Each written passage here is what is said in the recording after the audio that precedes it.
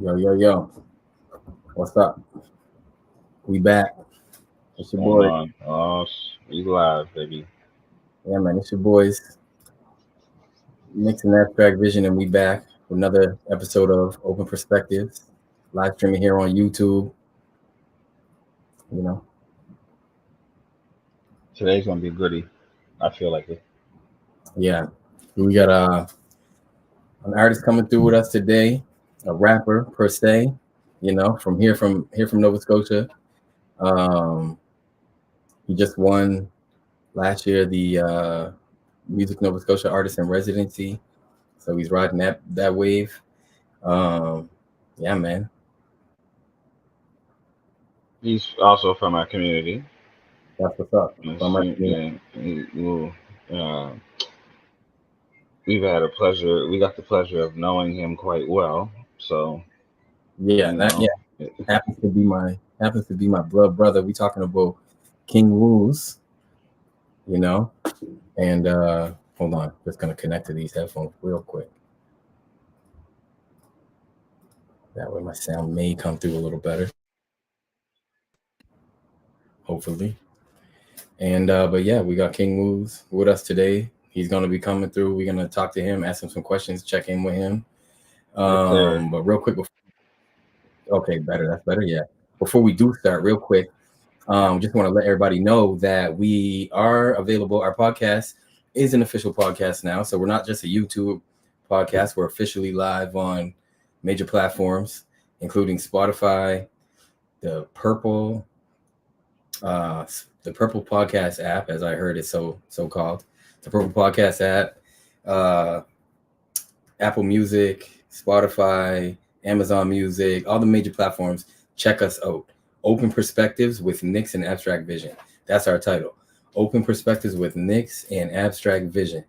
And real quick, before we get it started, I know me and Nixx actually talk about this sometimes. How popular is Spotify? How many people have Spotify? Is Spotify the thing? Hmm. We'll just, I'm just going to show you real quick, just so you know if you got it or not when time comes. So that's what we look. There we are. Here we are. Right here. So when you go search us up, you get a chance.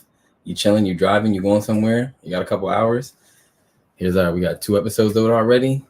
Bump them streams up.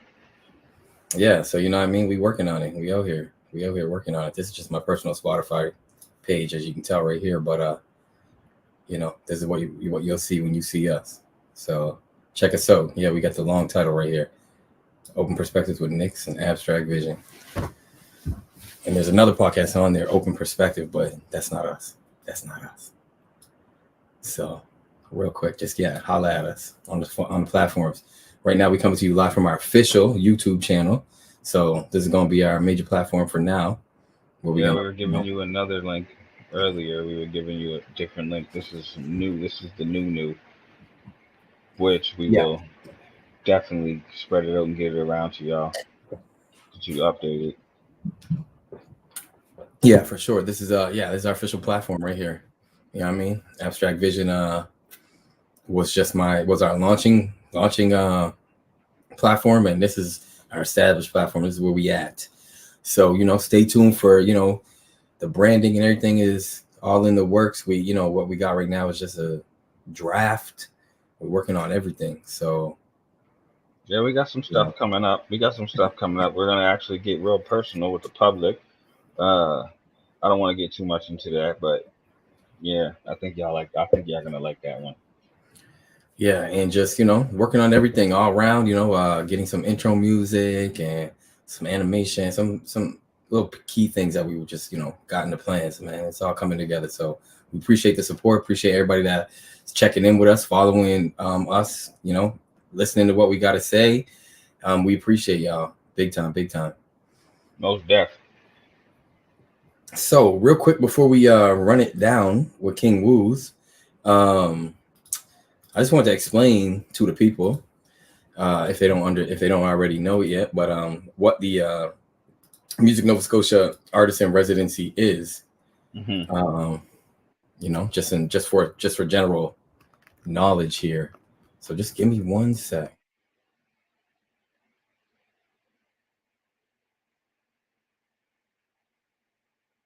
You gonna pull it up? Well, what I'm gonna do is I'm gonna share the screen and just show people right quick. Yeah, pull it up right quick what the Music Nova Scotia is all about and whatnot. Just so people can get a little sense of what's going on. Hold on here. Got it. Here we go. With that. So yeah. Music Nova Scotia Artist in Residency is basically a program that is run by Music Nova Scotia, an organization here in Nova Scotia that's promoting Nova Scotian music, artists, and everything. And they have different contestants that come. Let's check right here. Is pleased to announce the top 5 acts vying for the Music Nova Scotia Artist in Residency. So check this out. So this year's Kxng Wooz is the winner. If you notice right here, Kxng Wooz is the winner for Music Nova Scotia Artist in Residency 2021. And the new residency is coming up starting on September 9th. And so right here are the candidates. I actually know some of these artists. Jody Upsauce, Shay Pitts, the Gilberts, not too familiar with them. And I just met this guy maybe a week ago, Johan Black. That's how you say his name. Johan Black. That's a crazy name. Yeah, he's got a cool style too, man. He's got a really cool style of music. He likes anime. Reggae, it's like reggae mix and whatnot.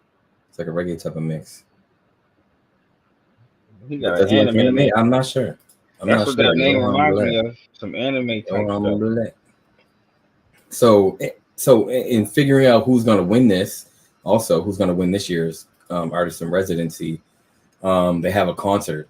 They have like a showcase with all these artists right here, all these artists. And Advocates of Truth also. Sorry, I forgot to mention them. They're also a contestant. But it might be in Grand Prix Square. But anybody that's interested to find out more. Yeah, this year's one. I think it is. Down at the right, because along with winning this, sort of prestigious little title, you get, some dough, $20,000 in cash and prizes. Here's the prizes right here: $10,000 cash, like in your hand. Paid performance opportunities, so they're giving you, putting you out in the spotlight. Paid performance opportunities around in Music Week Nova Scotia. 1 year membership for Music Nova Scotia. So Music Nova Scotia must be a membership-based program. 1 year membership for Music Manager Forum. Okay, that's kind of cool. And what's this? A 1 day video shoot. Okay, that's cool. And a 1 year co-working membership by Lighthouse Link. That's cool. 3 1-hour virtual mentor meetings with Canada's Music Incubator. That's probably very invaluable right there, the Canada Music Incubator. So this is actually a wicked opportunity for these artists to, you know what I mean, to have a little growth in their career. The young ones trying to establish themselves. Yeah, to me, I'm gonna tell you right now, from what I know, this person right here, talent. I heard of her, never met her, never really seen. I probably heard her one joint. I've seen her in the studio with Martez and whatnot, and Jaden Austin with Kxng Wooz, Jaden Austin and whatnot. And these people, man, they got talent. These young artists got talent. They got talent. So, so big ups to Music Nova Scotia for even creating this. So yeah, anybody that wants to find out more information about Music Nova Scotia or the Artist in Residency program or your artist yourself, just come check out this website. We got more info. Hit down here. Come holler at this real quick. So and he won last year's one.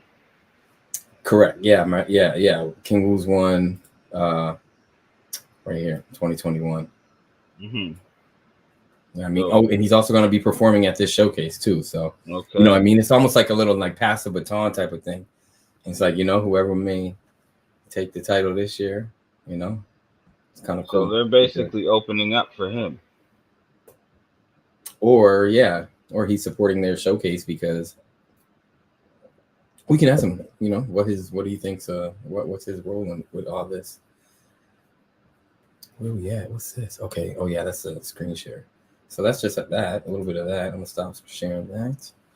Get back to the boom. And yeah, we're gonna wait for Kxng Wooz to come through. real quick. But just in the meantime. So they had a free concert last night. It was actually it was cool. Right. Yes. Grand Oasis down in Praise Square, and the free concert Division. They're actually a dope band. That's the band, group, singer, like, because the producer is like hidden back. Like a duo. The fella. Yeah, it is a duo. Right? It's a duo, but the one fella just don't show himself. I guess like one fella just he makes the beats and whatnot, and then the other dude sings and gets all the attention. But it was a good concert though. It was a good concert. They had much more. It was definitely interesting. Yeah, they have way more fans than I thought they would have here in Halifax. It was interesting. It was and fans that knew the words too. Fans that knew the words to the everything they were saying. The fans knew everything they were singing. I knew 2 songs. But yeah, we checked that concert out last night. Extra new to the whole wave. I didn't know what was going on. I had to go check it out. It was all right. It was cool. Nice little scene. Yeah, like you said about the fans though. That's what got me. Like it was a lot of people down there that knew everything that was going on. I was like, damn, like I just heard of them the first time last night, pretty much. Or yeah. So I'm extra new to the wave. But no, it was good though. Division. And what I think too is cool is that the fact that our city, the city of Halifax is actually providing these events for people, like they're using the city space and providing these events for people, free concerts, because that wasn't the first free concert, No, that wasn't the first free concert. No. Down in Grand Oasis Parade Square. It's like this last month, and they started last month, and they're supposed to be doing it. It's like a free concert every Saturday or Sunday, from July up until either the end of this month or next month. I don't know. Don't quote me on that.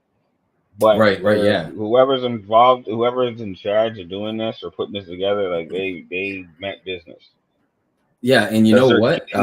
People coming down, like it ain't like just like there's a lot of talent in the city. Don't get me wrong, but if you were to use, there's only so many acts that you can use or have to put on a showcase until now it's a revolving door. You're using the same acts every time. Now, whoever's in charge of this, they're getting people to come from Timbuktu, wherever.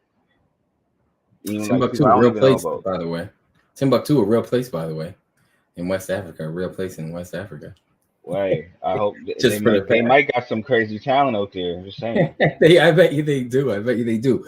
But Lindell, City Councilor Lindell, our best boy, cousin, everything, he let me know that they voted it in. This Grand Oasis thing that's going on, like it's like like all these events at Grand Prairie, the city council voted it in. They were like, yo, let's use this space to the best of our abilities, and let's bring people together. And COVID had everybody locked up and locked down. Let's do something that's gonna make people actually come together and whatnot. So yeah, man, Lindell was one of the people behind that. The Grand Oasis. That's what it's called. The whole thing, Grand Oasis. But yeah, Lin Pro. You know what I mean? So who soon hopefully will get on here. Whoever was in charge of bringing Division down, like that R&B group, big up to them too, because that was a good look, right? Like that was a good one. And that's one of the things we noticed last night was that Nova Scotia loves Black entertainment. That's one of the things that stood out for us, right? Although we don't have like major Black outlets here in Nova Scotia for entertainment, Nova Scotians love, and in Halifax they love Black entertainment for real. So where's the Black radio station at Halifax? Where we at? I mean, don't we already kind of got one? We got a show. We got Smooth Grooves. You talking about the one show, Smooth Grooves? Yeah. On gotta claim University. It's one show on University Radio. You know what I mean? So that's Dow doing their piece since back in the day. Yeah, but he's working though. He's doing his thing. I'm pretty sure. We need the whole frequency. I'm pretty sure he got frequency. I'm pretty sure he got a show in another radio station too. I bet he does, like one of the big ones. But you know, we want a whole entire frequency that people can tune into. Mm-hmm. Right? You know what I mean? Maybe it's an For R&B hour, maybe it's a hip hop hour, maybe it's a jazz hour. But you know, switch it up. But you know, focus it. Switch it up, but focus it. You know? No, we'll get to this. We'll get there soon. If people keep working in a way that they're working now, I noticed that it's definitely different in terms of like when we were younger, coming up, going to venues, going to shows. Some of us rapping, some of us just chilling on the sidelines, supporting and stuff. But I just noticed that it is definitely a transition, and the younger guys and gals that are doing this now, they got a little bit more of a hunger. They really do. You got to give it up to them. They got a little bit more of a hunger and grind. They're chasing it. When we were coming up, some aspects of the game was a little bit drama filled. Instead of like chasing it and doing what you need to do and just putting your mark out here, some of us was a little too worried about like why it ain't this way or that way, asking questions and what's going on here. Like the scene's different. Like the scene was split down the middle, and I always thought it, and I know people that can agree with me. There was two sides to the hip hop scene in Nova Scotia. Period. A scene that really, it didn't get discovered. You had to kind of be in the field to know what was going on. It kind of got shunned upon, and then there was a scene that was on the forefront and kind of coexist as hip hop today, if to be honest, for Nova Scotian hip hop, that is, Right.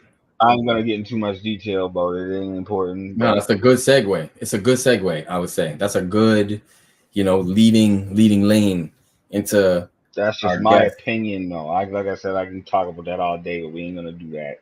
So, no, man. I think we do get into that. That's actually, to be honest, Nixx, I think we get into that. You know what I mean? Like I think we we breached that subject. We get, breached the surface of that subject. I would like to take a moment right now, since we got our guest here, Kxng Wooz. What's up? Welcome in. What's up? To the stream. Welcome to the channel to chat and to talk. What's going on, thanks my for getting man? me over here officially. I'm here. Yeah. That's what's up. That's what's up. That is what's up. You know what I mean? Official capacity. Yeah, we want to do this on official capacity, right? Like get it, get you in here, talk to the people, see what's going on. Even last night, yeah, man, we're just bumping into people and spreading the word, about what's going on, what we doing out here. And that's part of the what you gotta do. That's the real work of it, like you guys already got the formula, you guys got the format, the platform. That's already a go, right? So the real work is getting people to know about it and telling people about the thing and making people tune in. So that's the real work of that. What you guys are doing right now is like getting that word out here and bumping into those people. Yeah, man. So what? Yeah, welcome to Open Perspectives, brother. Thank you, man. Nixx, how you want to kick it off? I did like you were saying about the scene, but yeah, however you want to kick it off. First of all, how are you doing, brother? Yeah. I'm good. We got back today from camping with the family, little camping trip. Tired as hell. So, but we back in the city. How are you a camper? Do you like camping? Do you do that on a regular? We had a cabin. I ain't gonna lie. But still, you're out. Being that you're a city guy, you're outside of the city for a period of time, no matter how long it is. Like, what's the difference? Like, and I'm asking you to lead into something, but yeah, what's the difference? Like, for me, I ain't gonna lie. Before I get to the spot, I'm dreading the whole fucking thing. I'm usually like, I don't want to go camping. I don't want to do that. Now I get there, I'm like, this is so fucking nice. This is beautiful. I ain't lying. Because we were like all week. I was leading up to it. I'm like, damn, I don't want to go camping. I really don't fucking want to go camping. So once we got there, I was like, yo, this is good. You said what? The work of it, like the work of it. Yeah, exactly. And we were like 2 hours away, so it was like it was a for sure commitment. My youth days is over. You went 2 hours away. Where'd you guys go? We went to Annapolis Royal. Oh wow. Gun Roman. Yeah, so it was nice. It was nice, but Yeah, I'd be like, damn, I want my own bed. Do you get inspired out there? Like, do you come home and be like, you know what, I got some shit to write? Because you kind of got time to think. You ain't surrounded by No, traffic and. not really, because we were, you were just doing the family thing, so it was like just focusing on the kids and you know, being present, going out and doing things. Like these campgrounds now, they do like themed weekends. So like last night, it was Halloween. So like the kids are out trick or treating and stuff, and then like they had a haunted house going on. Yeah, it was cool, and like so like in terms of like coming back inspired and like I feel refreshed to get back to work, but nothing was coming to me like, oh damn, when I'm there, you know. Mm-hmm.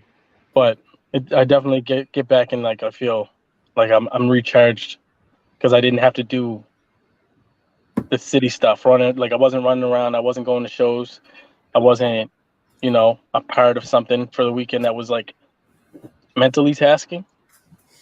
Mm-hmm. So yeah. So you got to refresh your mind, not just your body and stuff. You got to refresh your mind as a Exactly. whole.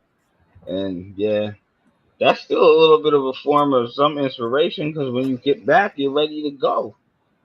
No, for sure. So like yeah, in terms of like just getting back, I'm ready to get back in the fucking workflow. But yeah. So what you Yeah, they got going gotta. on now? In terms of for the day, or like No, what do you no, mean, like no, no, music no. wise? You know, projects, bro. I know you're doing something. Yeah, no, what was it last week? Not no, the week before last. I did a songwriting camp. Shout out to Katrina Lopez for holding that down and putting that on. She flew in some producers and some songwriters from Toronto. Got to work with them.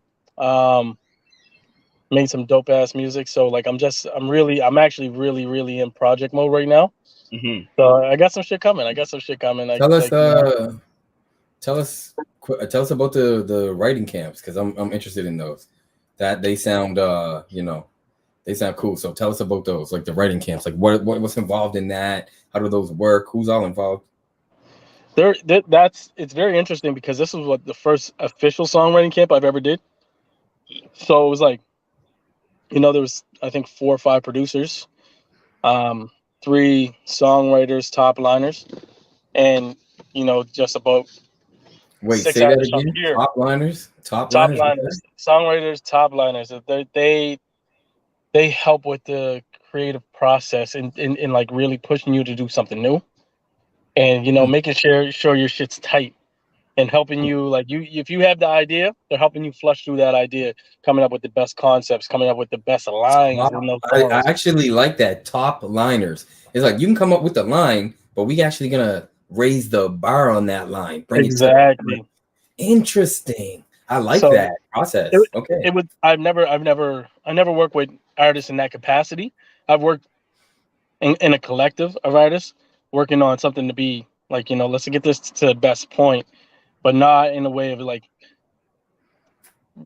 putting all my emotion aside and saying, just let me know what is going to be the best in this situation, Mm-hmm. and like not having ego behind it.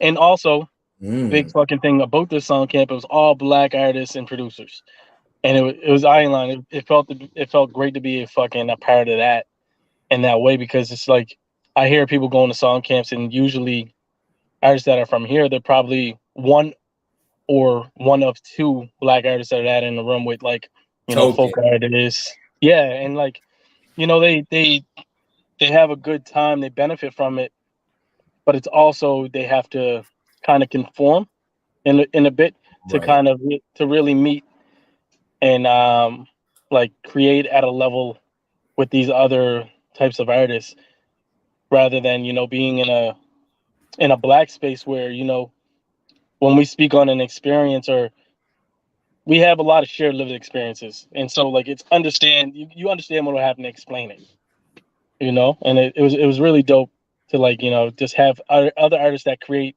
the same kind of music that I do around me in that way. It was really dope. So we did that for 3 days. We came over there with like a lot of songs, a lot of really dope shit, and I'm just excited, and now I'm like back to work on finishing up, tightening up those things, and fleshing out this concept for this project. That's what's up. Yeah, I heard one of the newer songs that y'all did at the you showed me one. Yeah, And yeah, man, I that's the kind of that's the type of music I like, you know what I'm saying? That I mess with yeah, is like just us expressing ourselves in different ways, man. Like sometimes yeah, we spit in bars and sometimes yeah, we make it a nice little melody or sometimes the song is like provocative but you can dance to it. Like you're not provocative, but I mean like thought provoking, but you can actually dance to it. yeah. So like let's go in these directions, bro. Like let's do this. And that was it. Like for that whole camp, I was pushed outside my comfort zone in terms of like not falling into just my usual habits of writing style. And Mm, like I'm ready to explore that more and really like grow as an artist. And I think I grew over those 3 days, and I'm ready to like move in that direction of like having more of a mainstream sound rather than an underground sound. And like okay. also, but not sacrificing the consciousness of my music. Okay, I like that. And I like what you're touching on here, growth, you know. Um that's one of the mind states I think that we, as black men, even here in Nova Scotia, part of our diaspora, that we need to sort of embody, that we got to bring to the table is a growth mindset. You know what I mean? Mm-hmm. Can't just be set in the ways that we always have done things for the last whatever 10 years, 20, 30 years, whatever, however old you are. um it's interesting too that you're saying this took you outside your comfort zone, because that's some of the things that me and Nixx was working on this past week, was like getting outside our comfort zone, working through our differences just around this production. You know what I'm saying? Around Yeah. making it come to life, open perspectives and whatnot. We're two very different people, and we don't agree on everything, and but stepping outside our comfort zone and working through a conversation that normally we would just be like, well then fuck it, excuse me, fuck it, like whatever, I don't care. But we didn't do that. We you know what I mean, we seen each other's differences, looked at them, and just worked through our shit, man. I don't know, Nixx. Growth. It's Yeah. growth. Exactly. Growth and development is a big ass key to life. I'm telling you. And that's the that is the key, because you might have a great idea, but also if you bring another person to the table, they'll have a great idea that can also benefit that idea, but it might not be in the same way that you envisioned it. So you do have to compromise. You have to understand that we got to come to an agreement, and like really, what's the best outcome here?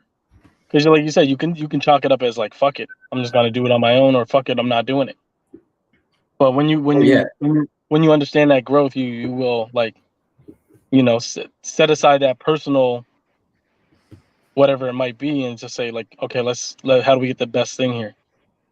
Exactly. And the common, yeah, we got a common goal, right? Like, so keeping our common goal in mind, we want to make this real. We want to achieve the dream of having a successful platform, bring people in, getting our word out, getting the voice out, everything. So, you know what I mean? So we can, like, what's it going to take? We're going to put, these differences aside. Yeah, we got differences. We got to respect them, you know? Mm-hmm. But at the same time, we got to, be able to work through it. So that's Yeah, what's up. no, for sure. That's what's up. Bro, I got a somewhat, I wouldn't say personal, but for some people probably thinking the same way. But I always want to know something. What's Your up? stage name, how it came about, and the transition that you took from your beginning stages name to Kxng Wooz now. I actually love Ah, these kind of questions. I love these types of questions. I love when it's funny. interviewers ask, That like, where did you get your name? Yeah, no, it's funny. So my boy from fucking way back, um, he like I think we were like 13 or 14. He started calling me Woozy. I don't know or to where. I don't know why. It just happened, and Bruh, so you it's and I was just like, you know what? I'm just gonna keep this. And we were on MSN at the time, so it was Woozy on MSN. And fuck it, so took it from there, and it rolled into a thing where back when Blanks Fam was a thing, so I started creating under that, like Woozy Blanks was was the first iteration of my artist career. And so I used that, and then like the Woozy thing for me, I felt I outgrowed it, but I still was. I think that's where Wooz came into play. It was more mature. I was like, Woozy just sounds a little, childish. So drop the Y is just Wooz now, and self-proclaimed king, because if I don't see it in myself, no one's gonna see it in me. Bro, me and Tyreek used to call you Woozy too. That's hilarious. See, from when your time spent in Dartmouth around that time. Yeah. And I'm telling you right now, it's from that character in Grand Theft Auto San Andreas. Okay. I wondered that at a point, because we were on that game. We were on that heavy as kids.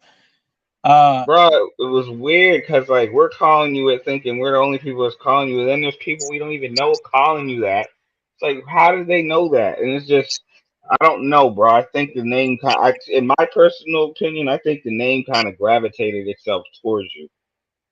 It must be that thing, because that's funny, because I think that's where it originated. Now that I have I think that you're jogging my memory more, because he started calling me that, and we played Grand Theft Auto together all the time. So it was funny. That's funny. Because I'm telling you, but it was really mind blowing that other people were calling you that, and I have no association with these people. Yeah, no, you had no association. Like, what? How do you think of the same thing I'm thinking of, or me and Tyreek's thinking of? But yeah, I just always wanted to know. Though. You know Sherrod, though. Oh yeah. No, it wasn't Sherrod though. It wasn't. Okay. It was Andrew that lived up the street. Yeah, he said it was somebody. You talking about the on top of the hill on top of the hill. Yeah. Is he must still be? What does he do? Play ball? What does Andrew do? I don't even know. I see him every now and then. Last time I see him, he was working at the bank. I was like, damn, okay, you official.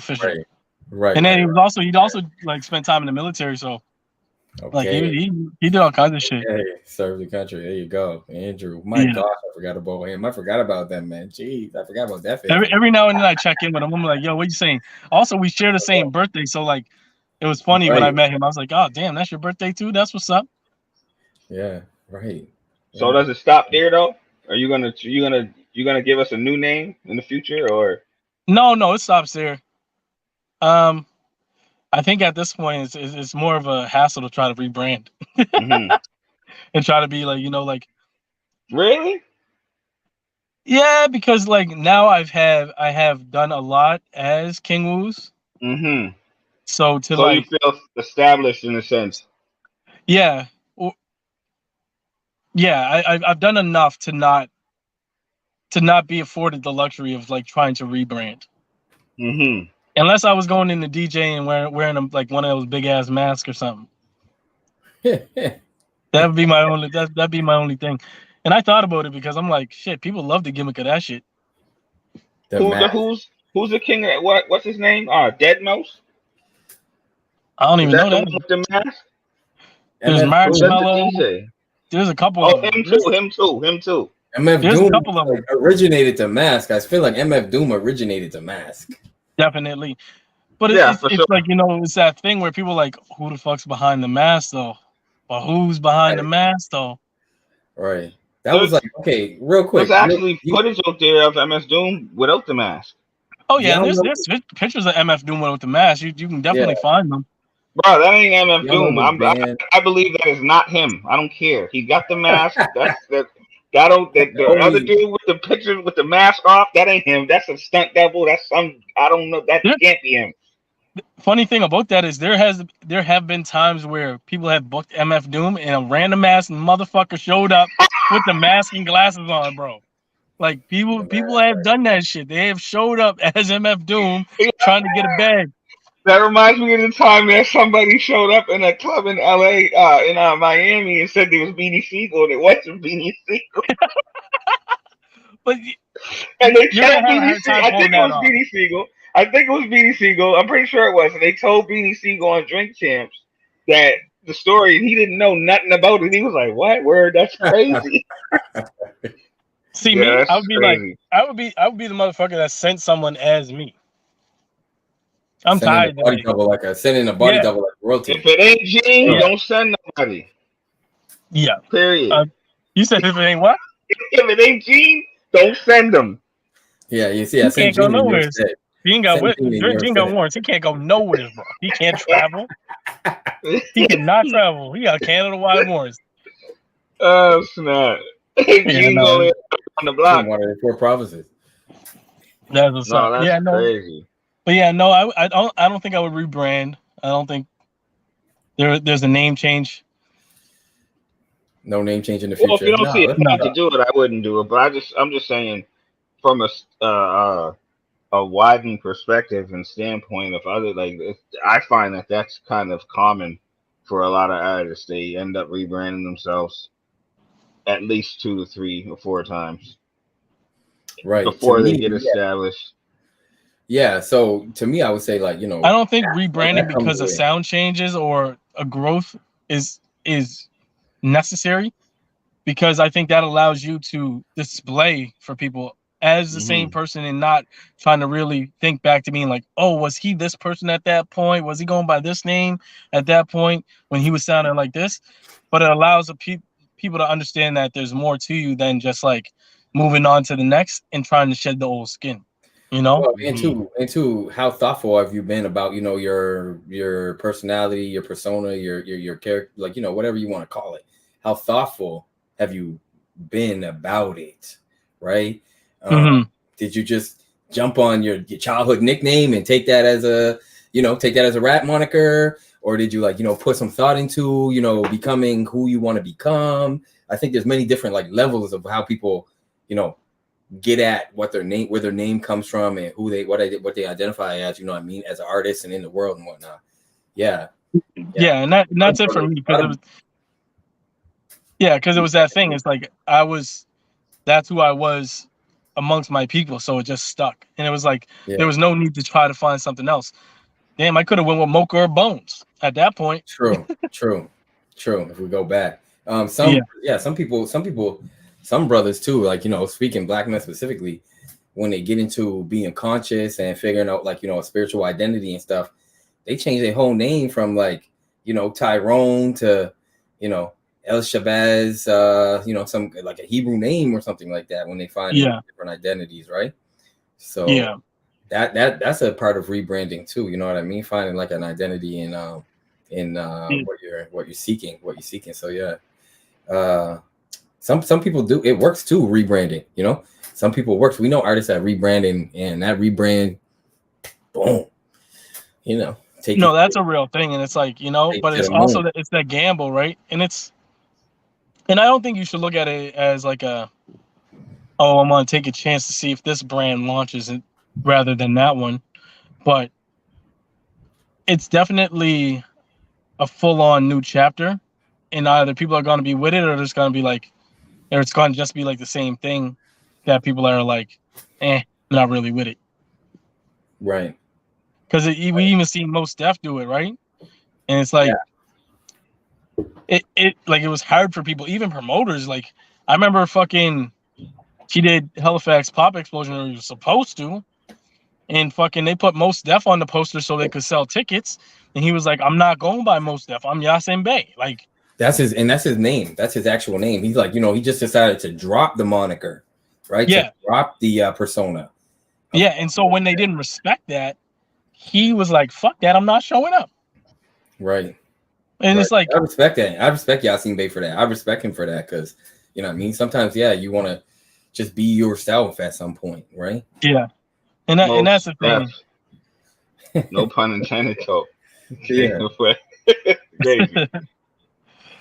But that's where I'm at, and I'm like, I don't think there's a difference between Kxng Wooz and who I am personally. So for me, it's not I'm not putting on a whole different persona when I leave the host to go be Kxng Wooz. Right. And I don't disrespect, or I think it's respectful too if you do put on a whole persona to be to figure out a thing. You know what I mean? Like that. Whole is it the Dolomite character? Dolomite? I'm not even familiar with that. You too young for that. Blaxploitation. Yeah, Blaxploitation character Dolomite. Shaolin Dolomite, baby. Yeah, basically, you know what I mean? Like the fellow who created Dolomite invented Rudy, right? He created the whole persona, but when he is Dolomite, you can't tell that he's faking. You know what I'm saying? You would think you cannot. No, you cannot. No, you cannot. You think it's actually that's him. That's who he is as a person. Yeah, but I think it's Rudy. Is it Rudy Moore? Hold on, I'm gonna just pull it up real quick. I'm already on it. Okay, cool. Yeah, it is Rudy Moore. Rudy Moore is the person. Rudy Moore created the character of Dolomite, but if you watch Dolomite, you're like, this is a created character? What? Nah, it seems like him. Yeah. I gotta check it out now though. The emerging movie, bro. He goes to China, and he goes to China as Dolomite. Like he ain't doing no fighting or nothing. He's just out there acting like Dolomite, and people's fighting around him. He ain't got nothing to do with the fighting. He's just out there getting drunk, walking around, talking mad shit. It's crazy. That's hilarious. He even got vinyl albums too. Yeah, because I think that works. Sometimes that does work, like creating the persona, and even just with my own thing, like Abstract Vision is like a persona that I created just from my own personality. I like to see things from a different perspective.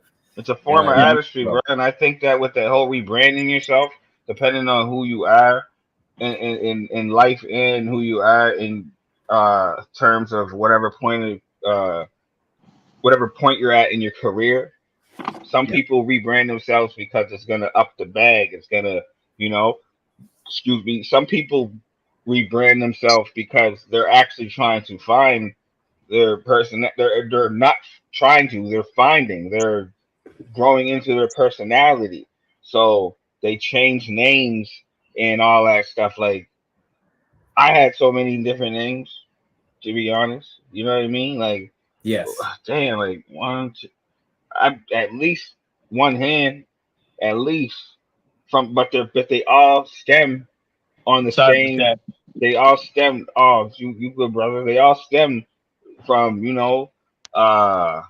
Nichols, Hot Nixx, Young Nixx, like to Nixx to like Hot Nichols, friggin', and then it just chopped it up to NVM, which is an acronym for Nixx versus Machine, because basically that was just me. Like I rap, but I also dab in beats and stuff too now.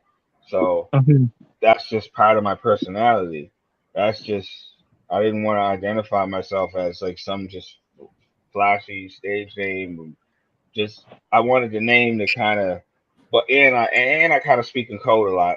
If you know me, you know that I just the lingo I got. I kind of speak in code a lot. So the NVM, never mind. Like call me never mind, but it actually stands for Nixx versus Machine. Something to be catchy. People will remember. But I didn't do that. I didn't change my name to that thinking like, oh, is people gonna like it? I didn't even care because it identifies with me and what I'm doing right now. It identifies with me and what I'm doing now.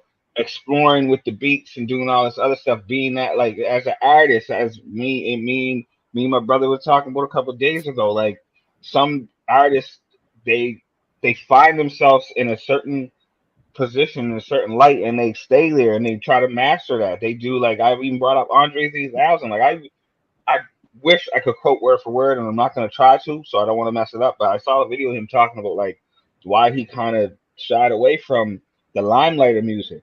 Like he just wants to be an artist, bro. He just wants to create, but not in the fashion with all the politics and the paperwork and the signages and all that shit behind it. Like, he wanted creative freedom, period. Well, that for him was he fell into depression because of the fact that he was getting so big, and then he started doing movies, and when you're on tour, everybody's at your beck and call, and then you go home and there's like it's done. No one's picking up after you. No one's making sure you ate this meal. No one's making sure that you have the right fit on. And that thing for Andre 3000, it pushed him into depression. And then he really like looked within himself and saying, I shouldn't be depressed about this. I still get to be a creative. So that's why he just like, you know, he's walking the streets playing instruments, bro. Thank you. I'm glad you brought that up. Was it that? I think I heard what the last interview I heard, Andre 3000, was a podcast with Rick Rubin, and he said to Rick Rubin, the happiest thing for him that he really wants to do is like chill in some shitty little bar or whatever and play the flute or something like that. Yeah, you know what I mean, to like 50 people. Yeah, you know what I mean? He don't want a fucking stadium. Yeah, he just wants to, you know. And the other thing too, another little thing he mentioned too in the Rick Rubin interview was that people are always like, you know, hey y'all, can you do hey y'all? Can you perform hey y'all? Can you know what I mean? Like holding them up to the old stuff. You know what I'm saying? Like, saying, you know what I mean? Like because it was so great and monumental and awesome and you know lodged in our hearts and OCAS and all this stuff, right? You know, it's like people won't let him let go of that. Right? That's crazy, yo. I mean, I love you, Andre, but out of all instruments, my guy, the flute. Also, he like if you see like these videos of him, he's playing weird ass instruments, bro. He's not walking around with a guitar or fucking. He's playing like some like instruments you probably don't know. He wants to sit there and just the piccolo. He's just on the piccolo. He's just doing the piccolo.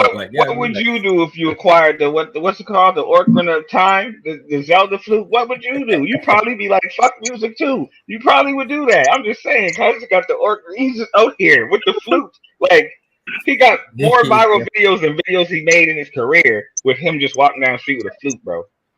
Well, he is a living legend. I'll give him that. That's what I mean. He's an artist, bro. He's an artist, just like you said about who was it, Basquiat with the paint? Like you're getting what you get, period. And right now he's giving out flutes for days, and that's all we're getting. Don't expect no brass, just flutes. Exactly, cuz straight up. But yeah, man, it's just it leads back to my point. There's artists. Oh, that's what I want to ask you too. In your opinion, bro, what's the difference between an artist and a rapper? Is there a difference for people that don't understand? Can you break that down? Yeah, there's a fucking huge difference between an artist and a rapper. So with a rapper, they just have to rap some shit. They can take any piece of paper that has some words on it and rap that shit, basically. Mm-hmm. Like, I could write anything and give it to the nigga over there and say, rap that. Now he's a rapper. But the artist, an artist creates more than just, you know, just rhyming words or putting shit together. So, you know, that's the difference between a singer and a songwriter. Someone that can sing is just a singer. They can sing. It doesn't mean that they create their own music. It's that they have an amazing voice and they sing fucking covers. But then you have, producer.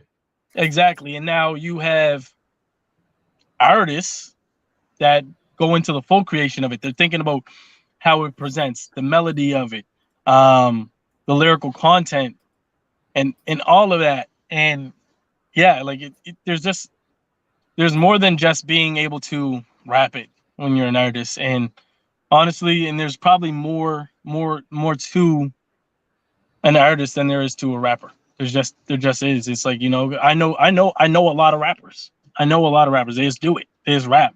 They don't create. They don't do shit, and they're pretty good rappers, but they're just rappers. They're not artists. The thing that's crazy about that is everybody that dips their feet in this career path or just this path in general starts out as a rapper. Yeah, 100%. Been there. Right? And it's not until you take the staircase of creativity and doing different things, regardless of what it is, songwriting, beat production, just even like doing your little bit of own engineering, like all that stuff pertains into artistry. Yeah, exactly. Because you're not just doing one, you're not sticking to one facet now. Exactly, and bro. So, yeah, and like if you even think about like a beat maker, someone that's just doing digital beats, you know, like they're a beat maker, but when you break down a producer, they're arranging things so specifically that it draws on different emotions. It gives you a different feel throughout the whole, you know, 3 minutes, 20 seconds of that production. Where it's like you can just make you can make it knock and beat, but a producer's gotta like also work with the artist that's creating on top of that to make sure that the best concept comes through, the best the best lyrical ability comes through. The message feels right, because like if you hear a beat and I hear a beat and we're gonna think two different things, right? Mm-hmm.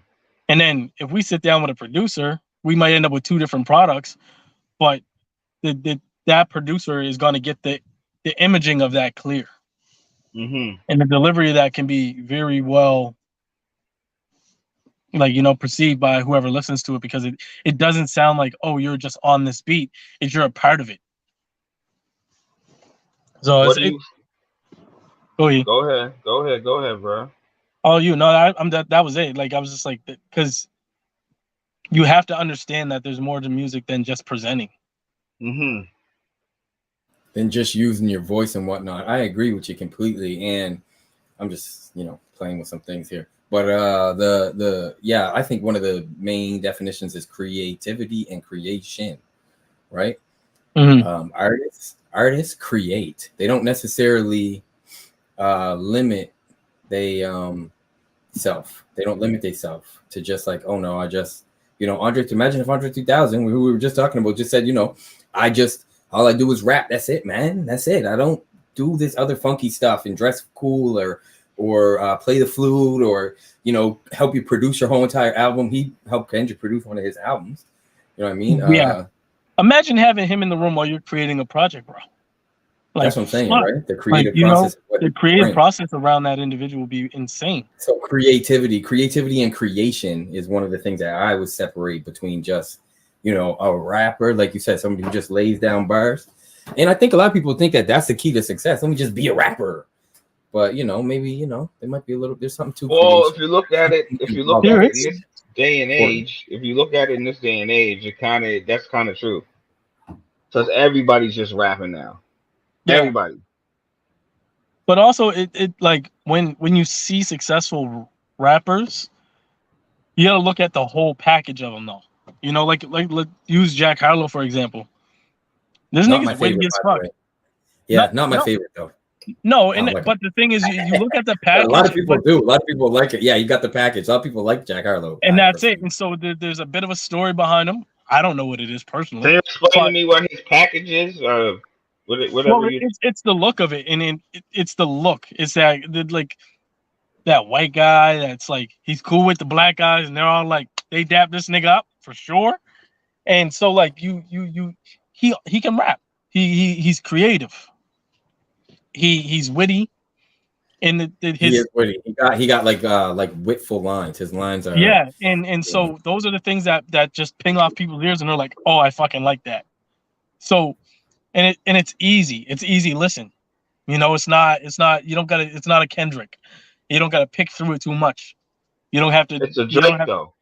Huh? I said it's a Drake though. He reminds me of a Drake. Yeah, he reminds me of like American that's Drake. What it is.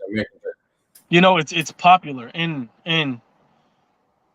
hats off to them doing the fucking thing. They're making the money and they're where they want to be. But there's when you think about like just rappers, there's more to it in the mainstream than there is what you think it may be, because of the fact that like now kids are over here trying to rap like Little Baby, and it's like there's more to it. There's people that are pushing the creativity and his narrative forward. Mm-hmm.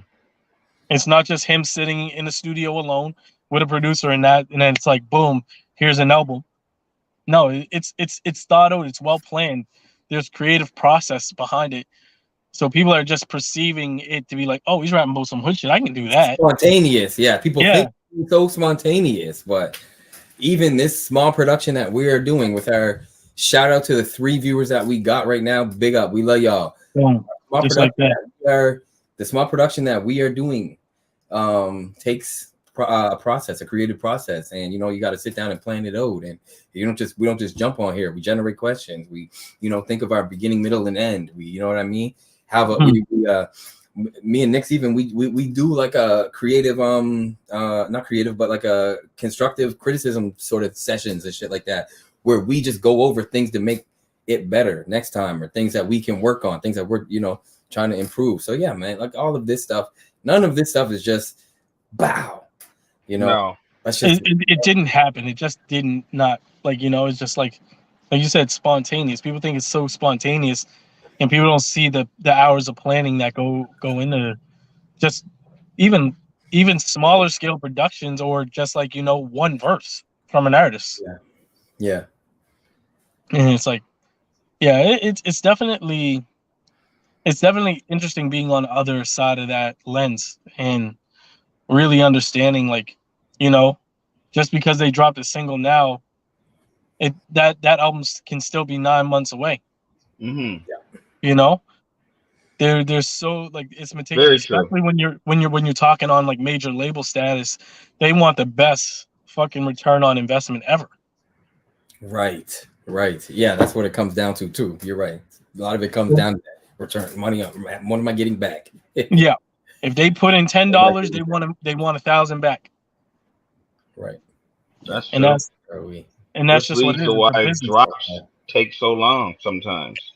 Because if you think about it, what's one of the, a nice ingredient to financial success within this realm? What I'm talking about, the music industry. What I've noticed, just keeping game over the years and stuff, is anticipation. That right there is a method that can be used to draw in the type of outcome you want.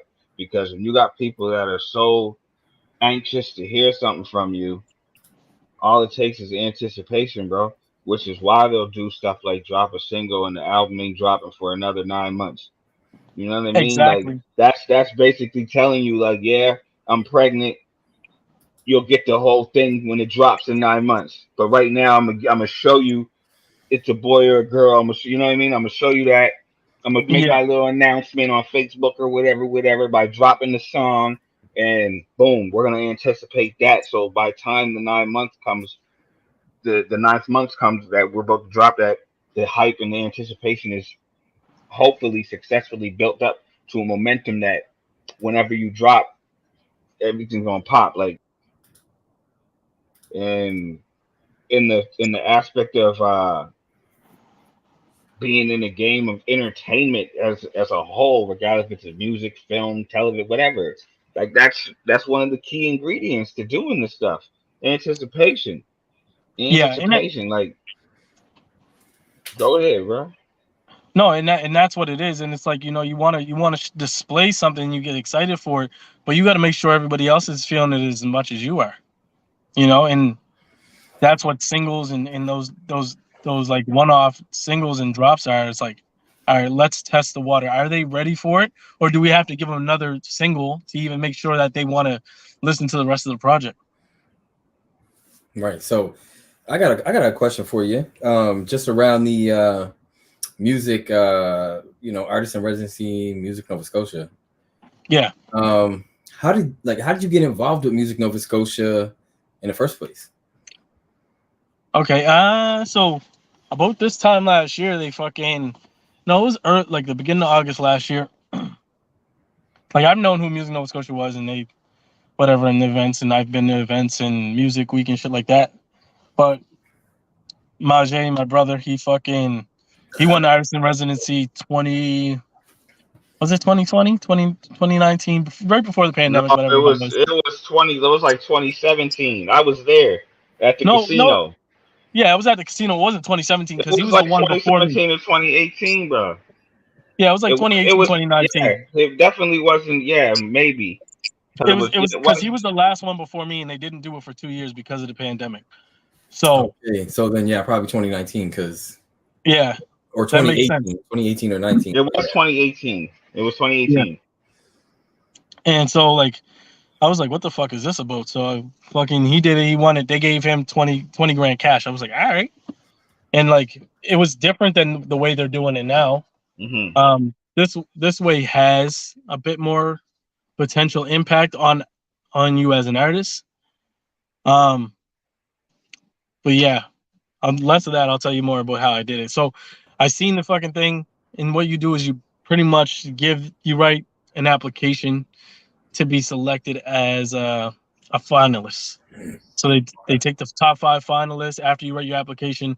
In that application, you tell them about who you are, what you're looking forward to doing in the year within music and like pursuing your career. And then basically it goes to you go to the fucking stage and you perform against these other people, like Battle of the Bands type shit.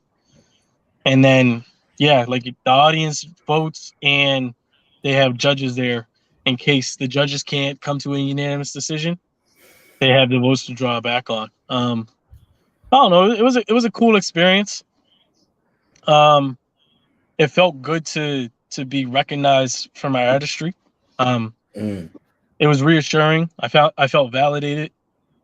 And it did give me a lot of motivation just to roll through this year and like focus on what I want to do as an artist and what I want to accomplish. And some of those things I set out and I did.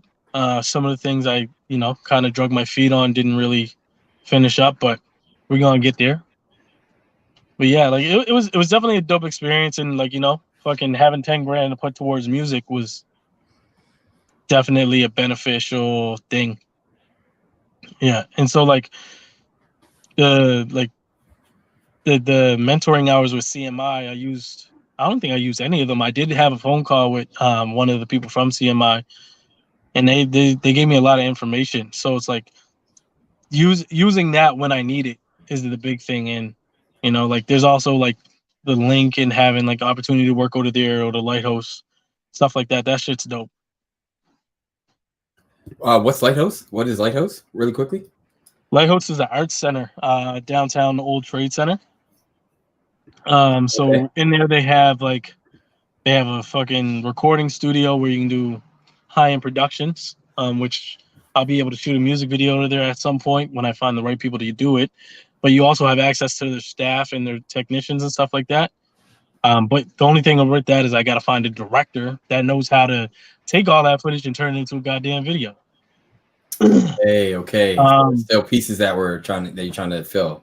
Yeah. Then they also have like a performance hall that I'll have to, like, I can do a showcase or put on a show in. Excuse me. Well, real quick, any up and coming directors out there? Any person that's viewing this or future viewing this? If you're an up and coming director, you want to be a director, you know half of what you're doing, and you're trying to, what I mean? Holla at my man right here, man. Holla at Kxng Wooz. Who do you got your eye on? Matter of fact, I know some people over here you're familiar with. You probably saw some visuals. Who's somebody that you've seen that you like? I'm gonna shout out my boy John Walsh. Because on the current seat, John Walsh. He shot Redemption for me. Him and Connor Lindsay. He's a director. Yeah, and there you go. He knows what he's doing, and we've been trying to link. It's just that busy conflicting schedules was the thing. And then also within that film studio down there, they shoot this hour's 22 minutes. So that's busy throughout the year, right? Yeah. They're shooting that right up until like next January kind of thing, starting September. So it's like hard to get into that studio. But yeah, if anybody can hit me up and we can get in the next week or so. If you get into that studio, let me know. I want to come through and check that spot out. Yeah. If you do get through there, like I just want to see. Yeah, I haven't even gotten down there to check it out and look at the gear. That's stuff that they had down there. But yeah, it's dope. But yeah, also shout out to Kiki because he's a dope fucking director, videographer, producer. I know he's busy, but yeah, he's a guy.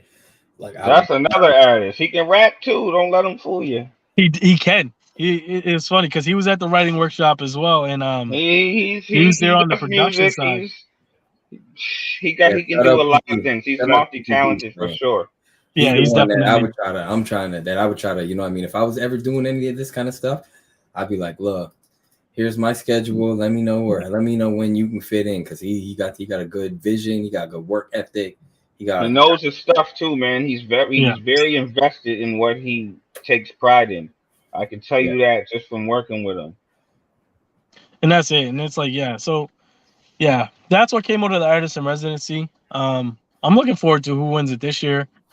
I'm really pulling for same. Like, who you pulling for? Tell the truth. I know you got a couple. It's a hard one for me because you got a couple hats in the thing. You got a couple people I seen on the list that you actually met with, right? Exactly. I fuck with Johan, Shay, and Jody. And Johan, Shay, and Jody. Exactly. To me, it's definitely gonna be Out of hard those three, competition. to me, the person that got the highest, if we're going off of talent, and I know I'm being objective, it's subjective or whatever, subjective, but Jody Upshaw got it.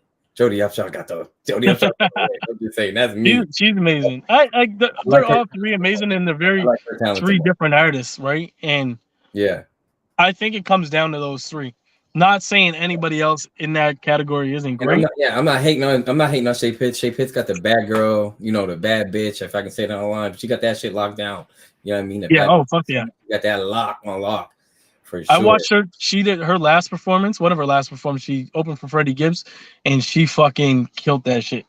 Like I've seen Shay perform from her first performance to that one, and I'm like, damn, the way just the way she owned the stage and her growth on that. I was like, yeah, you're well on your way, regardless of what the outcome of this is. And that's why I told him, I'm like, regardless of the outcome of this doesn't define your career. Like it doesn't. Yeah. It's not the make or break. It's a good step up if you get it. But if you don't, you now have a new fucking step. What was that? The brother Johan. I want to see some more of him because he's I'm gonna tell you, once Johan starts dropping his fucking music, bro. He surprised me when I seen him that one time. I was like, "Dang, brother! Like you got music I would listen to. Like you got." I'm not familiar with none of them like that. No, Johan doesn't have a lot of music. Oh, Johan has a ton of music in the bank, and I tell you, when he drops that shit, someone's gonna see it and they're gonna be like, "What the fuck?" And they're gonna be offering that, and they got a lot of money. Why is he waiting? He's an artist. He's an artist. He's an artist. He creates to create. That foundation. He's someone that I would love to bring to the platform. You know what I'm saying? Like for sure, for real, bro. Yeah, no, I would love to see him up here and see I love, because that's the thing. When I run into Johan, it might be in passing, but I talk to him for at least 10 to 15 every time I run into him. So he's that individual that I'm like, yeah, you're a real ass individual. Also on my next project, I think there's gonna be some shit with me and him on there. Nice. So nice. We got a couple bangers in the bank. I like the way he brings like the Caribbean style, the dance hall reggaeton, like dance, you know what I mean, vibe. Like I like that. He works his like culture, personality, and stuff into the music. I like that. Yeah. That's the thing. He has no style limitations. Like he can do a punk rock song, bro. No, I'm not even shitting you. He has them. I like that. And he does them fucking very well. And it just speaks to his multifaceted personality. And he draws on everything that's in him. And there's very few people that can do that. Yeah. No, I reached out to him for sure. We're gonna link up and get some pictures done. Yeah, he's definitely a guy I love working around and watching work because his creative process is different. Yeah, so that's cool. So okay, so even with the artist in residency and the new artist in residency is coming out, September 9th, I guess, the show for that. I was plugging that at the beginning of our little broadcast here. I was just breaking down what the artist in residency is and who's up and coming artists and whatnot, and a couple people we got our eye on. In terms of your career and your growth, where do you want to where you want to take it? Where do you want to go with it? I want international success. I want to be able to tour 2 to 3 times a year and go international with it. Does that mean I want to be Drake? Not necessarily, but I want to be out there. I want to be out there living off of music. I want to be able to use music as my source of income, my primary source of income. Because that's the goal. That's what makes me happy. And yeah, like if music's just my work, that's what I want. But yeah, I want to break into like a American market and a UK market to see which one is the one for me, because you don't know until you get there, and you can put your shit there and they can listen to your shit there, but until you're actually on the ground, you don't see what that reception looks like. Right. Any cool things coming up? Any cool things that you're doing coming up? Were you going anywhere? You know what I mean? Yes. Yeah. So 2019, me and my brother Abstract here, we went to fucking Rotterdam for New School Rules. So I'll Yeah, be going back Rotterdam to and that. Holland, baby. Let's go. Rotterdam and Holland in Europe, baby. Let's go. So we'll Black be back Europe, there baby. in October for that. We brought the blackness to Europe, man. We brought it. Wow. It was a really dope experience. Also understanding like what a hip hop scene outside of Nova Scotia for one, and outside of North America for two, for what I perceive it to look like. It looks Yeah. very different over there, and like Opened up my mind. It there, opened up my mind for sure. there's a ton of different shit. There was a dude I met, I forget his name. He was from New York. He was a decent rapper, and he was like, "Yeah, I'm signed to a label here in the UK, and they like working to get him to that festival, and then they had a tour throughout Europe leading up to that shit." I'm like, "Damn." So there's possible, like understanding that what the rounds of Possibility. possibility are, Yeah. and like that there's We, actual labels that are actually putting some amount of money behind their artists outside yeah. of North America. Yo, Wooz, And do you remember that big guy with the glasses, that artist? And he was signed to like a Polish. that's the guy I'm talking about. Was it a Polish label? Yeah, he was signed to the Polish record label. My God. Yeah, that's because he's from New York. And I'm like, you're from New York, and you're signed out here in Poland. So I'm like, that Polish record label. Picture that. That's something that we never really thought of as a possibility, as an avenue towards success. Yeah. Signed to a record label in a country that we just didn't even. It's not on the map. And that's the funny thing. It translates. When I thought about it in the way I view sports, the NBA is the epitome of success. But how many athletes are out there, you like honestly playing overseas, making a living happily, and there's that possibility for hip hop and labels over there. There's overseas contracts for hip hop. Yeah, we're not exposed to it. There's overseas contracts. Everybody's too caught up in the Northern America states. But that's the world. Everybody thinks the whole meat and potatoes and gravy, the whole full course meal is in the States. And it was at one point. Don't get me wrong, it was. But there's so much going on now that you got ball players, not to switch the subject, you got ball players coming from North America to go overseas to make more money than what they were making in North America. There's a market out there. It's just we don't, even though we got the internet and stuff, there's still a narrative that makes there's still a narrative that makes us think, okay, this specific place is where this lies at. This one specific thing lies at. Meaning, like, if you want to be top notch in the hip hop game or in music in general, take your ass to the States. If you want to, top notch in football or basketball, take your ass to the States. If you want to, like, there's so many, there's other stuff too that you would say, I got to go to this country or this city or this place for, but we take all day to get in that. But you know what I'm saying? Like, everybody thinks it's one particular place you have to be. That's the land. That's the land of gold. That's where the rainbow ends. When in all reality, that ain't how it is. Like, come on now. You just said a whole New Yorker is signed to a Polish label. They took him on tour up into the festival. Like, exactly. If he looked happy, if he looked genuinely happy while he was telling you these things, then he's obviously successful in his own right.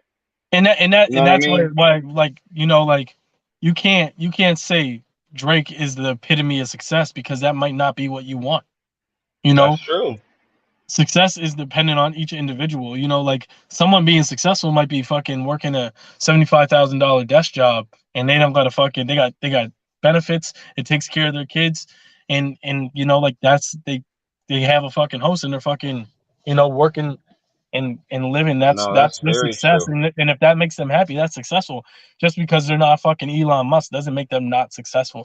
And for a long time, I psyched myself out of seeing what different areas of success look like, because of the fact that blinded by the lights, and saying like fuck, being a Cole or Kendrick or Drake or these artists is the epitome of success. And it's not really that. It's not actually that, because each individual wants something completely different. Very true.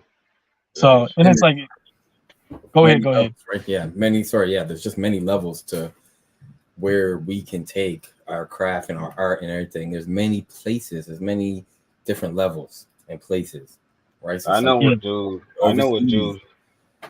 who please. I know a dude who lives here, but he's moving away soon to go to school and stuff.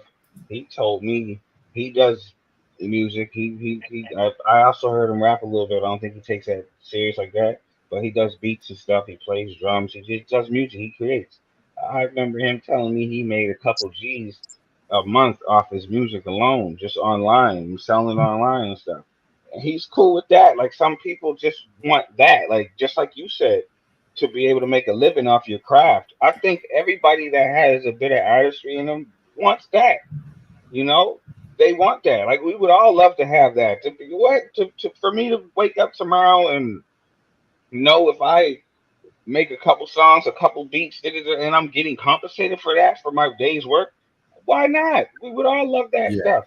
We would all love that stuff. So it's levels, right? So you got people that they're cool with being right here. Then you got people that's like, no, I want to be up here because that's just my ultimate goal. I want to be signed to a major record label, which leads me. I got two questions for you.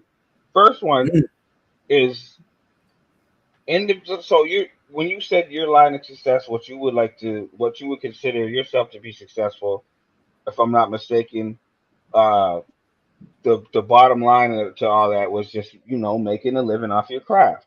Am I correct? Yeah. So how would you love to go about doing that? And I'm saying this to I say that to ask you this, like independently or major status, like which one would you probably prefer to help boost your career to get to that level to where you're waking up and just making money off of this stuff for the rest of your life? Like a lot of people do think like going to a major is the major way, and there's pros and cons to each side. There is. So I'm just curious to know.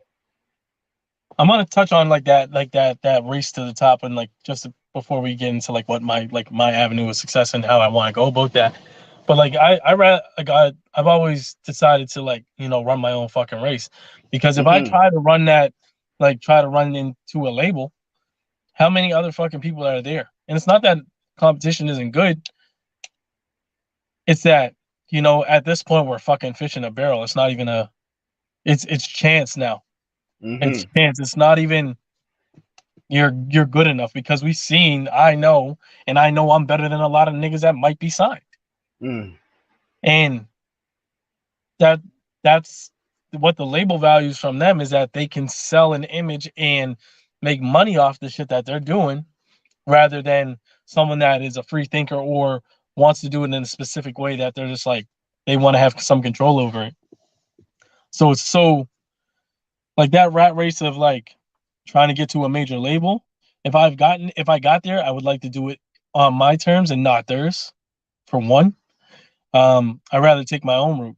And if it was to be like a scenario where it's like, I'm working through a label out of a different country, like fuck, that's if they can pay me, if they can help propel my career to the level of where I can work, and my work is making music and living off of music and doing shows, that's where I want to be. Because at the end of the day, I can now get to that point of, all right, let's break back into this market and through the back door, and it's not, you're not trying to like run with the pack. You already have support around you to push you through it. And that's where I'm trying to do it. I'm trying to go to this fucking festival and see who I can network with and who I can, benefit from as an artist, and say, okay, can you get me on this show? Can I come to this festival? If you're a show promoter, I want to talk to them people, man. Like that's what I want to do. I want to figure out how I can get to where I want to be from that festival and those opportunities, and seeing who's in the room is the biggest thing, and understanding that, we're all here to be useful to one another, right? Mm-hmm. They want to look good just as much as the person that wants to look good, that wants to look good, And so that's the way I want to like. That's how I want to gauge, like, take my career. Let's go. Let's get So it. when it comes to that, the next question I got is, how you feel about the scene here in the city of Halifax, and what's missing from it to make it an actual thing? Like, what do you think it would take to put the city of Halifax on the map in a worldwide perspective and contrast as in when it comes in terms of being involved in the hip hop or music culture in general? And I say hip hop to say I I did an internship at Music Nova Scotia a couple years, like 2016 or whatever. So I know that there's other genres of music here. Like there's artists here that do folk music, country, pop, rock, Mhm. whatever, that are touring. They're going crazy places. They're making. They're all over the fucking place, bro. That's what I'm saying. So Go and so Plasket. Go I'm singling. Plasket. I am singling out hip hop because I feel like that's the only genre down here that doesn't have that at a large, capacity. There's not like you don't walk down the street and see a bunch of artists. It's like if you take the fact that there's so many people here that want to do music, despite whether they can do it or not, there's people. Everybody and their grandmother raps here. That's just the bottom line. It is what it is. No, and so like our scene here is fucking it's talented. It's ridiculous. It like there's a lot of potential from the actual members of our scene. There is a lot. A lot. And it's a weird thing because organizations like Music Nova Scotia, and I would even say ANSMA, African Nova Scotian Music Association, they haven't tapped into hip hop. They haven't, like, it was like, that's not for us. And it's like, if you look at it on a world fucking perspective, you see that R&B and hip hop is the number one selling genre in the world. You got kids in Indonesia rapping. Like, let's think of that. Bro, I just saw a Korean drill song. It was crazy though. It was crazy. It was actually nice. And the thing is, that started 30 years ago. That's only like 30, 40 years of fucking hip hop that they've been exposed to. And now it is fucking wildly influencing generations to come and other cultures. It's penetrating cultures and religion, bro. And it's like you have Christian rappers talking about. Yeah, that's what me and Nixx were talking about last night, man. That he's asking the question, what's missing? I think what's missing is that the base of our province, Nova Scotia, they don't want to admit that they love Black culture. The white base of Nova Scotia doesn't want to admit that they love Black culture. But I'm going to tell you, when you see that they love Black culture, when they see white people doing things that are usually associated with Black people, like jamming at the R&B concert, like knowing every single word to the R&B. Yeah. So I would say even across the country, like there's gonna be some pockets of Black music, exception of Toronto being a fucking a suburb of the U.S. But like Canada, Black culture is safe for them when white people are doing it, and that really reflects in our hip hop scene here in Canada and in Nova Scotia. You'll see the support come out for like white artists and things like that, and they're like, "Oh, that's so cool, you're a rapper," and like, I seen this thing. It was Classified, the perfect example. Exactly, and like he's a dope artist. He does his thing. He's a student of the craft. He fucking but his success across Canada, I could never do it because I'm not white, and there's not, and it's like, I think once you go past Toronto, you're when you see Black people, it's very seldom that they're natives plus fucking, like they're migrants or immigrants or, refugees and stuff like that. So like those pockets of community are different from Nova Scotian Black, where we've been here for fucking 400 years, bro. you know. Bro, And why you think? See, first of all, I wanted to tell a story segueing from that concert, but I'll save that. That experience was just crazy. I got to get off my chest. But to lead off what you said, why do you think, bro? Why do you think a lot of people in, I'll say Toronto, just because I've been there and I've seen it with my own two eyes. A lot of people out there be like, I'm Scotian, and I have never seen them here a day in my life ever. there's a And power in the fucking thing, bro, you it's know. because most Black Canadians are immigrants. They're migrated from, and I'm damn near immigrant. I was born in the States, bro.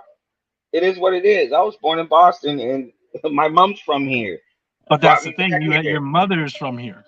No, but some of these people do have family, and I'm just saying, like, they have ties. Don't get me wrong, but I'm saying, why do you think it's such royalty for somebody outside of here to say they have ties here?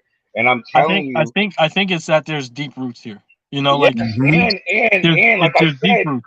most Black people in Canada are immigrants from somewhere else. So to Yeah, say you're Scotian, it's like, oh, you're Canadian, yeah. point No, blank. like it's funny because like I think about that and I'm like, oh, there are black rappers out west, and I'm like, it's different because remember Maureen Alvaro? We Cool. met him in Rotterdam. His name's Maureen. He's a dope Oh, ass artist. Moraine. Yeah, he's a Yeah, dope ass Moraine. artist, but he's African and he's like I don't know if he's like first or second generation Canadian, Yeah. but like like he comes from a different type of black people within Canada. Well, yeah, just a different part of the diaspora. Sorry, yeah, he Yeah, comes from a different part of our African diaspora. And Moraine is a dope artist, but I do see what you're saying. Nova Scotia is down home for a lot of people. exactly. And it's like like in so to digress just a tiny bit, I went to back at the end of May. I went to the Remix Project. They had an event here at the Lighthouse, the Art Center, and Cardinal Official was there, and he was talking about Mm. like owning and honing identity within being from Nova Scotia because he's like, I've been everywhere across the country. If I meet a person from Scotia, I know they're from down home. Like I know they're from Scotia, and I'm like, oh, this is interesting because of the fact that even on a scale where we think no one knows about us or no one recognizes us, we often try to conform and try to like leave Nova Scotia and try to be like wherever we're going instead of really actually honing in and fucking identifying and being like, yo, we got something here, bro. Like That's true. niggas from New York aren't leaving New York and trying to sound like, the Houston niggas. Yeah, They might allow it to influence and like you draw depends on some of on those things. But what area you're talking about, bro. 'Cause I feel like everybody's doing that now. Wherever the sound's popping at, everybody's leaning towards it. Even people down here included. Like everybody. That's just the way of the industry right now. Like for example, everybody and their grandmother's making drill music, bro. I just told you I seen a mm, Korean drill song, bro. yeah. But no, like I'm K what I mean is like K drill, even like adopting to like the slang, I mean like really heavy because one thing we experience is like niggas leave down home, they go to Toronto and now they talking like a Toronto man's 1 2 ting man. Oh Like yeah, you. like We personally know a couple people like that, but yeah, go off. but that's the thing, and it's like, and I'm like, okay, so what is it that's down here that we don't think is I would say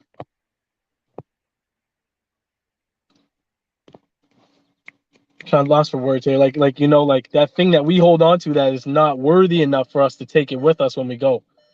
And it's definitely a little.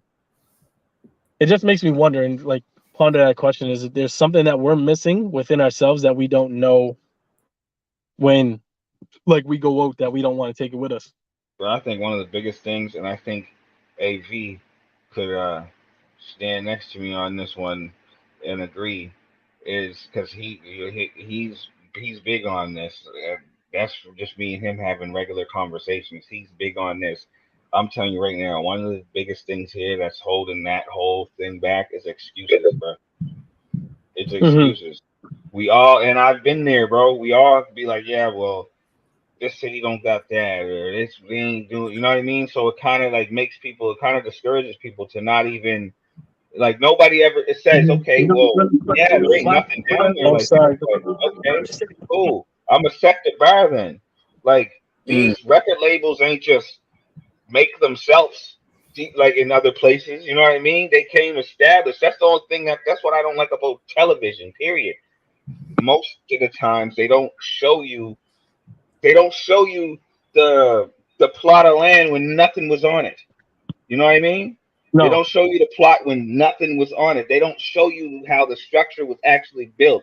They show Mm. you like they may show you beginning stages, meaning okay, everything's built and put together. The doors is open, you can come through and all that. It looks a little raggedy in here, but we'll get new equipment. We'll get some new shit soon. They don't show you the actual gritness of oh, how about when the plot of land was nothing and whoever came and built it from the ground up? They don't show you that. So a lot of people just they get really discouraged and they have no hope. They think like one thing that bothered me down here was when if you like when I was younger and you would tell and if you were to tell somebody that you rap, you make music, people would be like, that ain't realistic. Huh? Like you ain't. You're down here. You're not Lil Wayne. You're not Jay Z. You're not them other people on the TV. And it's like, bro, what are you talking about? Them guys And didn't wake up. Like Lil Wayne did not come out his mum with the red bandana on and the, like looking like Behind the cash from money. the '90s. Yeah. Yeah, they all start from somewhere. Everything's built from the ground up, but they don't show us that. So a lot of so, people. and I think the thing about that is that we have never seen it because, like, when we think about it, who the fuck came here? Who came here to show us it was real? Who came here to show us it wasn't just on TV?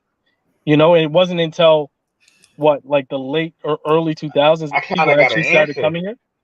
But this is what I think is interesting. Real quick, before you go, Nixx, this is what I think is interesting. That this is what I think is important. Sorry, is that we take up the mantle of showing people how to do it. Yeah. We take up the mantle. Earth Gang, one of my favorite hip hop artists, group bands, whatever, they got this quick little line, and they say, "Show the kids how we did it." That's what they say. Show the kids how we did it. It is as simple as that. How we did it. And You it's that understand? simple. Show them. Show them. Look at this. I got my lights set up here. I got my da-da-da-da-da. I got this and that and the other thing. You know what I mean? Like, show the kids how we did it. That is the part that is missing. That's part that gets lost in our community because, you know, sometimes, you know, we focusing on just going and getting it done and being the first person to get it done and never having had it before and all this other stuff. So I think it's up to us, our responsibility to take that mantle on, to be like, we are going to show the next generation or show the young ones how, you know, how to do this. This is how you make your website. This is how you, sign up for DistroKid and get your music on Spotify. This is how you, behind the scenes, show the kids how we did it. And that's it. So like when I think of that, even to like say show the kids how we did it, like from day one, Nixx showed me how to do it.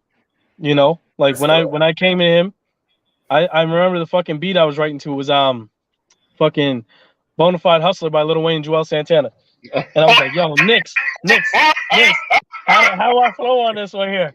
And oh man, are you serious right now? Yeah, we were I at remember the that library. shit. I remember that shit. That's crazy. That was so long ago.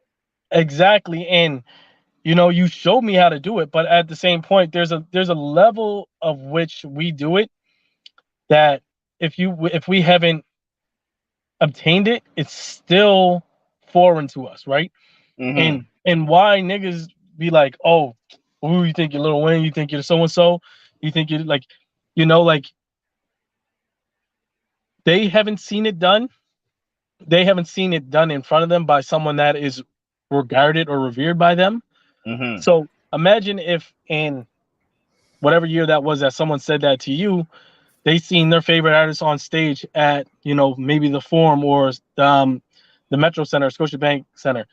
You know, it makes it more realistic. And I think when I like growing up, for me, that was that was the thing I wanted to see. I couldn't envision myself on those stages because I haven't seen anybody on those stages. So it's like when you have niggas like Master P and fucking them guys coming out and fucking really, really fucking putting on for their hoods, and that they're showing the kids how to do it, and they're making what they're seeing on TV validated by seeing them on the stages as well. We only had BET, and that was our like, we accredited it, but it didn't validate it for us. It was like, that's official, that they're fucking officially doing this thing, but it was like a goddamn movie for us. It wasn't like I can see myself doing this, and you're like, why? Because there's no one here that was doing that. There was no one here that really fucking, you know, had that, like, shout out to James McQuaid and them, but like they had like there was just a gap, generational gap between people with the success and how it was done. No, I hear that, and see, that's where I think I'm crazy, or I know I'm crazy, because when I was younger, I wasn't thinking like that at all. I was thinking like, yo, I'm gonna be that. I'm that dude. When I was younger, I was a little arrogant, bro. I was a little arrogant, man. You know what? New ideas takes a bit of arrogance, right? New ideas and new paths take arrogance. You have to be naive enough to believe in yourself, even when everybody else is telling you no, because they may have tried it and fucking failed, but you need to be naive enough to do it on your own. Sometimes listening to people because they failed at it to deter you from doing it and making the mistake that they made is a fear of theirs, not of yours, right? And if you always listen and say, don't touch the stove, it's hot.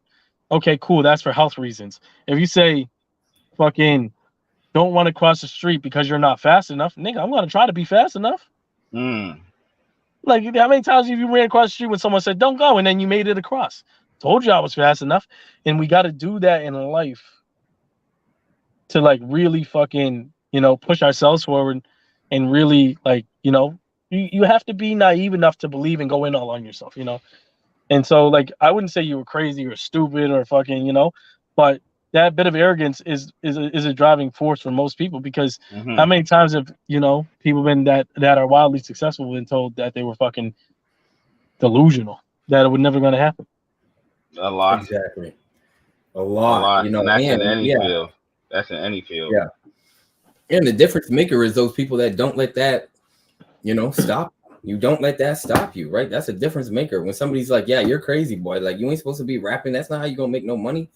You know? It's not safe. You're it's like, not oh, accepted. Man, if and it's like, yeah, I guess you're right. I guess I should just not rap. No. Yeah, I know. Let me just go fucking, you know. All right, here I come, McDonald's. But also, like, don't look at the TV screen. It's gonna hurt your eyes. You can't play video games all day. You're never gonna make a living. Joke's on you. Niggas out here making millions of dollars, thousands of dollars crazy. A day playing video games. That's wild. Especially them little tournaments and stuff they got going on, like people playing. And they're everywhere. Right? It's crazy. That's how you know, like, the world has just evolved in a crazy dramatic way. Like when you talk about like vast and wide, like dramatically the world changed, bro. So you got there's an tournament coming to Halifax, actually. Okay. There's an tournament coming here. I have to go sit in the stands and yell my ass off for that. I'm gonna check it out. I think it's like a combat game, fucking tournament, but I know it's coming to Halifax. Yeah, and let's see how these gamers in the city. I might even let out some insider news here. See if you really see if you could really handle them controllers and shit. Exactly. So, and I don't know. I like, you know, like, but back to where we're at. It's like, you know, we really have to fucking, you know, push ourselves, even if we can't see ourselves there yet. We really still have to fucking push ourselves to get there, because, you know, if we fucking settle, how miserable we gonna be. That's the one thing I never want to be remembered for, is being the guy that used to rap. Right.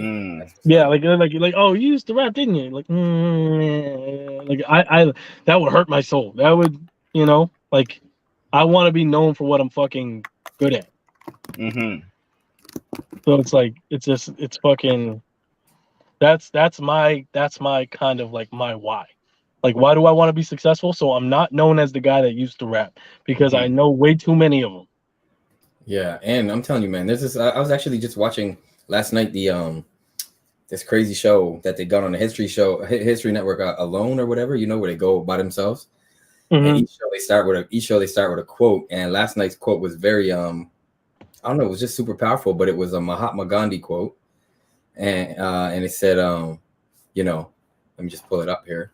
The future depends on what we do in the present, right? So even that, you know, preparing for the success that we want, you know, Exactly. even if other people can't see it, you know, even if other people can't see it, it's up to us ourselves to prepare ourselves for the success that we dream of, or that we want, or that, you know, that we're chasing, or whatever it is. It's up to us to be ready for it when the time comes, when the opportunity knocks. It's ready. It's up to us to be ready to open that door and it's jump. And that was that the 5 P's, like what proper preparation prevents poor performance. Like, you know, and that's what that is. It's in simple forms is I hear a lot of other niggas say it is like you ain't got to get ready if you stay ready. Well, I agree. Like that's what that is. Proper preparation prevents poor performance. So, you know, like yeah, you just got to really fucking know what you're doing and what you're capable of. Proper preparation prevents poor performance. That's what he's saying. Yeah, next. Yeah, proper preparation prevents poor performance, which I do agree with. Yeah, it's just fucking, it's crazy. And it's like, you know, I don't know. I like just thinking about all the years I've been prepping myself as an artist to like really get to the point I'm at now. It doesn't feel surreal. And I'm not like by no means like a fucking nominated artist or a fucking, you know. You still got places to go.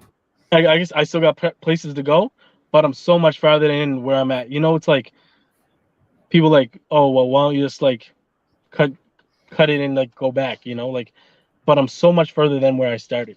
Bro, I want to say something to you real quick, bro. And I think as artists of any format, and I'm talking about from making beats, doing songs, doing photography, like AV, my man AV over there doing this photography thing, like it's all a form of artistry. But I think what we let go over our heads, we don't even really pay attention to, like we want to acquire those accolades that in like society's eyes, like you it seems like you have to acquire, like the major label deals, all this other stuff. When we're in all reality, bro, it's about the people. Like, who can say anything about Muhammad Ali? He's the people's champ, regardless how many times he ever got knocked down, whatever happened. Mm-hmm. He's still the people's champ. So yeah, you may feel from an artist standpoint, from individually, you may feel like you got so much where to go. But like, let the love you get from these people out here every time you show up to an event, whether it's to perform or not. Let the love you get from these people over here remind you how dope of an individual you really are, because that's what really matters. How the people perceive you, how like you bro, you're a people's champ out here. It is what it is. And that's one thing I look at. I'm like, you know what? I'm fulfilled every time I get off stage. So it's not like I get my validation and like, you know, like I feel like I'm on my path of purpose when I get off stage. Mm-hmm. You know, because like, you know, like you just never know. And it's like I had these like random 2 people like at the show I did for Canoe 22, and they were like, "Can you tell me what that last song was you did?" And I'm like, because I didn't say the title when I was on stage. I was like, "Oh, that's called Redemption. It's featuring me and Majay and Trudy Harris, blah blah blah." They're like, that song was very powerful for me, and like just giving me like they gave me the validation of like in that relatability. They were like, "Oh yeah, this you know, like I'm at a hard time right now, and this speaks to me in this way." And I'm just like, damn, you know, like you just never know who's gonna sit with and how it's gonna sit with them. That's very true. But yeah, you should always keep that in mind, though. Like, some people get lost in the sauce trying to seek validation, and I wouldn't necessarily say seek validation, because everyone's not trying to seek validation, but everybody does have a point that they want to reach within their career. And sometimes I think that point, like the navigation to that point is kind of steered wrong. You have a set of people over here that hold you to high standards, and really that's like your core audience is what really matters. Yeah, you're gonna get the bread and butter if you go major and do stuff like that, but if you have a core following that look at you like a king, Kxng Wooz, that you, bro, they're always gonna support. They're always gonna support. That no ifs, ands, or buts, because you provide something for them people that they hold value to, that they're gonna keep at a high standard, and it's going to bring you not only success, but it's going to bring you an amount of respect that the success is always going to be there because you have the respect. The respect is there. You know what I mean? Like some people be working in these Exactly. major labels and stuff, and like you said earlier, like your work. Yeah, how many people signed to that label? There ain't no respect there. It's It's a like you're transaction. competing within yourself. It's like, yeah, how can you fill this quota for me and keep the lights on? If you can't, then you got to go. Period. Yeah, and that's the thing. It's like, like those things where it's like you seen that person get their 15 minutes and none more. Like that was it. I wouldn't even say like one hit Yeah. wonders because those aren't even like. It's like, yeah, like you see fucking people do the fucking thing, and then it's like, where the fuck are they now? And I just don't. You know what? If I can avoid and continue to be like self-sustained in that way, and like in an organic way, like you said, like having those fucking core people respect you and build that fucking grassroots things. Like that's why like niggas like MF Doom had those like real fucking Oh cult my God. followings. Crazy cult following. Like Crazy. Cult Like, following for yeah, sure. you got to say like that. and those are the things that are real. You know what? Because like it didn't matter if there was a major label backing it. There was a real ass motherfucker creating shit that people just resonated with. That's what's And up. Speak, And even though speaking on, he's gone, R.I.P. to him. yeah, His soul is still out here shaking crowds, bro. That's crazy. Like, for sure, for exactly. sure. Yeah, and it was a testament to the impact that he had on his his base, his fan base, his people, the people that really mess with him on a true level.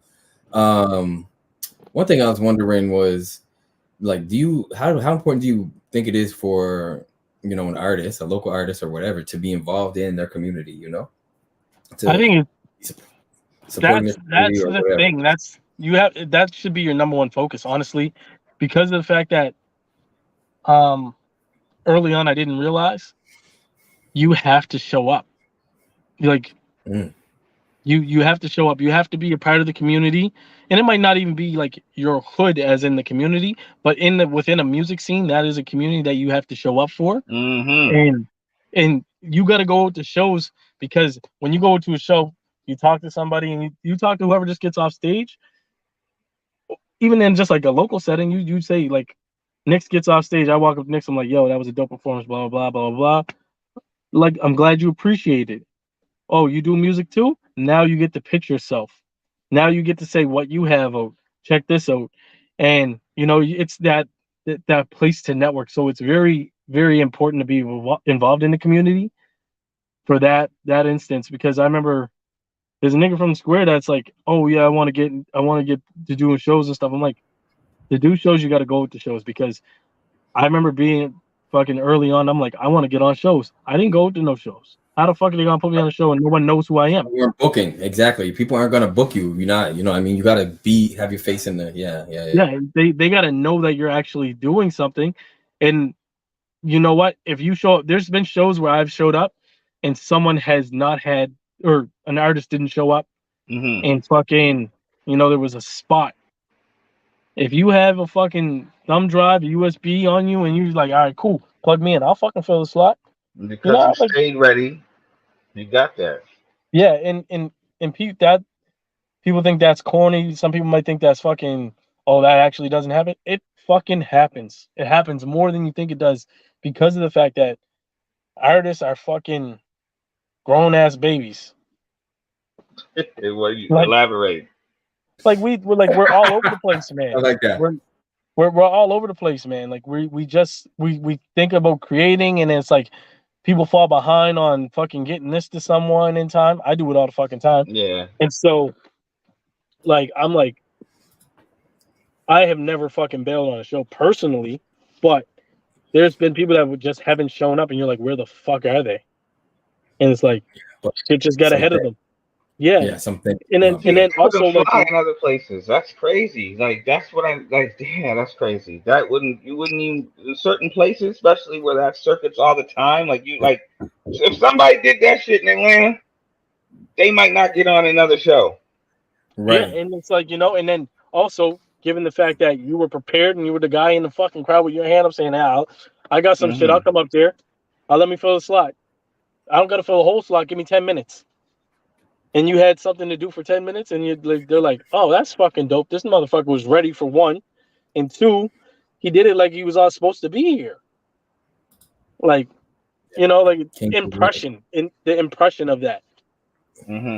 That's the thing. It's the impression that you were here for a good time, but also ready.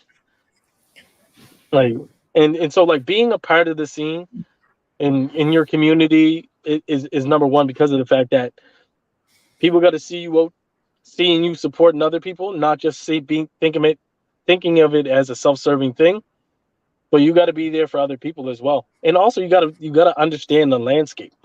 You got to see what shows are going on. You got to see what type of shows are going on, and you got to see who's reoccurring on all these shows and why. Because for a long time, I didn't get any shows until I created my own shit. I was like, you know what? No one's booking me. I'm gonna book myself, and I fucking started Raw Cypher. You know what? And so like, not everybody's gonna think in that way, but also there's so many different ways to do it. Can we get a little breakdown on what that was, or what that is, or Raw Cypher, just for the people? How did it come about, and where was you at when you started that? What is it? What was it? What is it? Where was you at? Where was you sitting at? Where was you at? I don't remember where I was at, but I know who I was with. You know where you was at, bro. Not really, no. You know how much is in my brain that isn't in my brain that should be in my brain? But no, like Raw Cypher was like me and fucking people talking about. I think it started with the like, why the fuck is so and so from over there beefing with so and so from over there over some music shit that really actually no one's actually taking money out these motherfuckers' pockets. Right. And it was like, it was fueled to bring fucking people together and be like, all right, let's just create a dope ass hip hop night in like that real raw organic way of like, you know what, we're gonna take it back and we're just gonna cypher. It's not gonna be fucking artists of like a lineup of artists just performing their own tracks, but it's like, let's sit down, let's think, like, start this fucking group chat. Here's 2 fucking 3 beats. Which beat y'all want to rap over? Everybody write a 16. Everybody come prepared for this beat and see you on the fucking day. And that's what Raw Cypher was. It was really organic, and then it just spiraled into, after that one initial performance, it spiraled into that freestyle session amongst 6 or 7 artists that was just really dope. And we held that down the street for fucking once a month for like 3.5 years. You know, and I think it held a lot of fucking weight in the community because of the fact that artists that were looking for a platform to perform didn't, one, have to sell tickets, because at that point in time, it was like either pay to play or, sell 50 tickets and we'll give you fucking 15 minutes. And I think that's some whole shit right there, because at the same time, when I go to the studio, it takes me time. I gotta buy the beats, I gotta record the shit, and all that takes time. And that takes money. Yeah, I mean, we could break down all kinds of costs and expensive gas to get there. We could do it. We could exactly start hitting y'all with receipts. But then also telling me that, okay, for the only way I can perform is for me to sell this many tickets. That's some whole shit, but I know some promoters are just cheap like that, and they actually ain't got the money, but they really want to do a thing. Hats off to you, but get your affairs in order before you start fucking throwing money away. On side note. But yeah, like it gave way for artists to really fucking, have an opportunity to jump up on stage. And it wasn't exclusive. Like, it was like, okay, there was initial 4 or 5 artists, but then after that, it was whoever wants to come up and grab the mic. Showed up. That shit was dope. And it was like, There's like these like motherfuckers that never rapped a day in their life. I'm grabbing the mic trying to freestyle, and it's just like, you know, a It was hilarious, fun. supportive moment. It was fun, Yeah. man. I Yeah, bodied and the cop with lyrics. Remember when the cops came in? The police came in and got them bars. You got what you asked for. What you coming in here for? Oh, I And told that's him. it. They It's were like liking it though. That's crazy though. They was liking it. no, because of the fact that it was harmless, right? And Yeah. and in that moment, what was happening is like, you know, you're watching fucking people be in this space and really just fucking enjoying it, and it's organic, and it wasn't stressful, it wasn't tense, it wasn't anybody like fucking, you know, like get the fuck out of my face, I'm rapping here. It was And like you know, some police already got their own stigmas about events like that because stuff happened in the past. Like they probably already thinking, oh, a rap show, someone's getting stabbed or shot or something. Because it exactly. kind of happened in the past. You know, that's why we couldn't keep shows around here. Like honestly, people didn't And want to that come do shows in these areas because of stuff like that. But when you're highly respected, once again, from the people, you can do stuff like that. That's all you want, and it's gonna go smooth. hold up, I'm just switching devices right quick, my phone's about to die. No, it's all good. It's all actually all good. Yeah, no, I just don't want to die out because it's too good. Well, man, I do think that the Raw Ciphers definitely 100% provided a venue for people to, you know, really start to express themselves in ways that they couldn't before, that just wasn't available. Like a venue for people to express themselves in a way that was not available. You know what I mean? And I think the original meaning of Raw was ready and willing. That's right? why I said, Yeah. like he said, in talking about he forgets where he was at when he made the original acronym. The original acronym, ready and willing. original, You know yeah, what I like you said, mean? Because bring it. Bro, I can't believe you Yeah, forget where you was at when you made this or that. I Bring can't it. believe that, bro. I thought I was a part of well, history, there bro. was a lot of places of conception for before this idea got launched. It was like we were probably at the cafe at some point. We were at Centerline for sure one day because I had to convince Lenny. I swear to God, Bro, I had to beg him to even DJ the shit. you gotta convince him to do all kinds of stuff because he's all over the place, man. That's the counselor. Exactly. So I was actually talking to him recently. I'm like, would you even come back out and DJ one of these motherfuckers one time? Oh, I don't know if I can do that. He would. I think he would. You got to get him on the calendar, though. You got to get him right on the calendar. Oh, no, I got to hit up his assistant. I definitely have to hit up his assistant.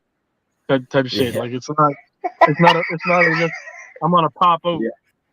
No, you got to call City Hall, get the assistant for Doug. You know what I mean? Counselor Smith. Yeah. See, I got better luck bumping into him. I ain't doing all that assistant stuff. It is. You really do. You got to wander the streets of the District 8. You have to bump into him. You got to catch him on the spot. But yeah, you do. No, Ross was a. I wish I had the trailer I shot for that, man. I wish I still had the trailer. I remember you put me on the bill one time, and I did a whole video spitting at different angles and everything, and I put it up. It's gone now, though, bro. I wish I still had that shit. Was that the one that you did at Deli's house when he was up on Buddy Day? No, I did that when I lived on Gaudigan in my own spot. Yeah. Right. And yeah, he was up on Buddy Day at the same time I was there, but no, I didn't know. That's nah. Okay. Because there's one video I'm thinking about that you shot when we were up at Deli's house one time. That was shot up at Deli's house when he lived on Buddy Day. Alicia did that. Yeah. Oh, she did that? She off her phone. I didn't have nothing to do with that. Crazy. That's a spontaneously. I don't know the backstory behind that really. I can't remember. Again, one thing that really stands out for me from that experience and from the story we were just telling about Raw Cipher is that, you know, we took it upon ourselves, I guess, you know what I mean, to create our own venue, to create our own platform, to create our own thing. We took it upon ourselves. We didn't just sit around and say, I hope somebody brings Raw Cipher to town. I hope somebody brings a cipher to town. I hope that'd be so cool. We hope that happens, you know. yes, we had the inception. We imagined it at first, right? All ideas got to start in the mind. Anything you bring to life got to start with it with the thought. You know what I mean? So, yes, we did take that platform of thinking about it first, getting it ready, and preparing it. But yeah, the power of creating our own. And that goes back to show the kids how we did it. These are the kind of things, you know what I mean, that's important for our community. Lift us up, lift ourselves up. Yeah, and what Raw Cipher allowed me to do, it allowed me to think bigger, because after that, I went and created UNI, which is called United Not Isolated, which was dedicated to hosting hip hop on a like during a street festival, you know, like. And I ran that for fucking 3 years, and then, you know, just like I couldn't sustain off of it personally, but I definitely learned a lot in those moments. So like we went from, you know, having a stage that was fucking risers from a theater to an actual stage that was put together by fucking McFarlane, you know, like, right. And they do all that big shit. So going from a fucking $5,000 budget to a $45,000 budget in 3 years was really fucking dope. And our goal was to put money in artists' pockets. It wasn't administrative cost shit. It wasn't like paying me fucking, you know, 10 grand to do this thing. But it was like 100% for the community. I think it was like 1 year we had Jordan Crocher come through, and fucking also we had, I don't know if it was Jody that year or if it was someone else, but like some people that haven't really been a part of fucking large productions, and giving them the opportunity to be on the same bill with someone that has fucking Juno nominations and wins, and like, you know, has success, a lot of success outside of Nova Scotia. So it was like taking all levels of artists and bringing them to one stage for one night of music, and, you know, like really fucking focusing on giving back to the community. And that's where like I get in the community. That was a free event. Yeah. That was a free event. Sorry, exactly. Right? Yeah, free event. But that's where I've always found myself fitting in the community, because also outside of music, if I'm not doing something that I feel I'm not giving back for, I'm not, like, that's part of my fulfillment as an artist, is to create other fucking platforms for other artists, because of the fact that I realized, one, once I learn those skills, I can do it easily, and two, how that little gesture can go a long way for someone's fucking career. Mm-hmm. You know, like, it's like it can, you know, it might be the fucking the next big person out of here, you know, like it might be the next big fucking act out of Nova Scotia, but you never know. Because even like, okay, here the funny one is like Aquaculture. He did his first show on the UNI stage. Let's go, please. Let's sing. Let's give these flowers right now. Aquaculture did his fucking first performance. That's what I want to say earlier about the brand change. That's what I want to say about the brand change. Like when he rebranded, wow. Exactly. Like, a rocket took off, brother. A rocket ship took off when Aquaculture rebranded. And that was at the beginning of his brand change too. Because like R.I.P. Tyrone German, R.I.P. Germs, like, because I think Germs performed with him that show too. And like, I got the shots from that. It's crazy to think about. And that was what, 2015.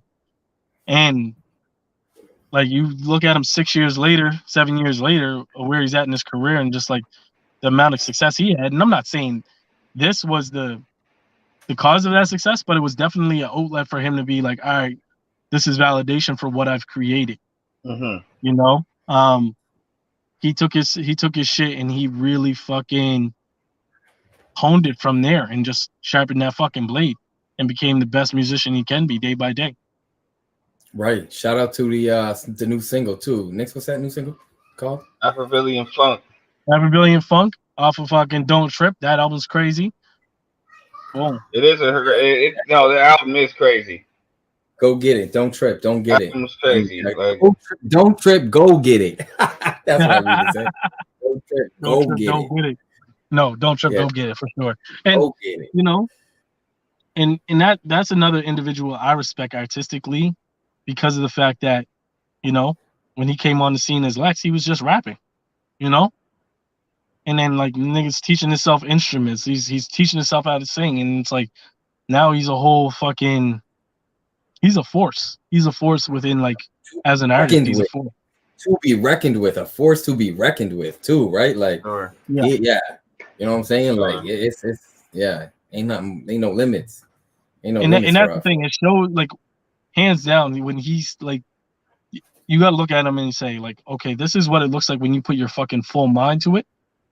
Along with doing a lot of other shit, because he's not just working on music, by the way. And it's like this nigga went back to school, got his fucking certifications, a Red Seal plumber. Like he's a real fucking human being doing real shit, handling his real life day-to-day shit, and then also putting in extreme work as a fucking artist. And it's like, damn. It's not like he ain't going out and partying. He's not going out and fucking, you know, drinking every weekend. He's fucking working. So it's like, you know, like the dedication that sees, like I see out of him. I'm just looking for sure. Thought I had some I got some UNI flicks, but I can't find them right quick. There's definitely UNI flicks. Yeah, I got some mad pics, but I just can't find them. The archive is. It was funny. I seen a promo for the Gaudian Street Festival this year, and someone sent it to me. They were like, "Why does this person in the video look like you?" I'm like, "Cause it is me. Because it's me from the back. It's hilarious." And they recognize me. I'm like, "Yeah, cause it is me." What's that? What festival is that? What's going on? So the North End Business Association, they do a Gaudian Street Festival every year. And they helped me with that UNI festival. But yeah, I couldn't do it any longer at that point.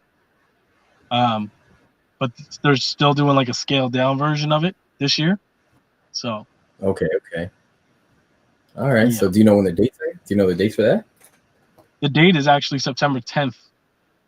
Okay, cool. So yeah, shout out to that. You know what I mean? Shout out to that little festival coming up, Gaudian Street Festival.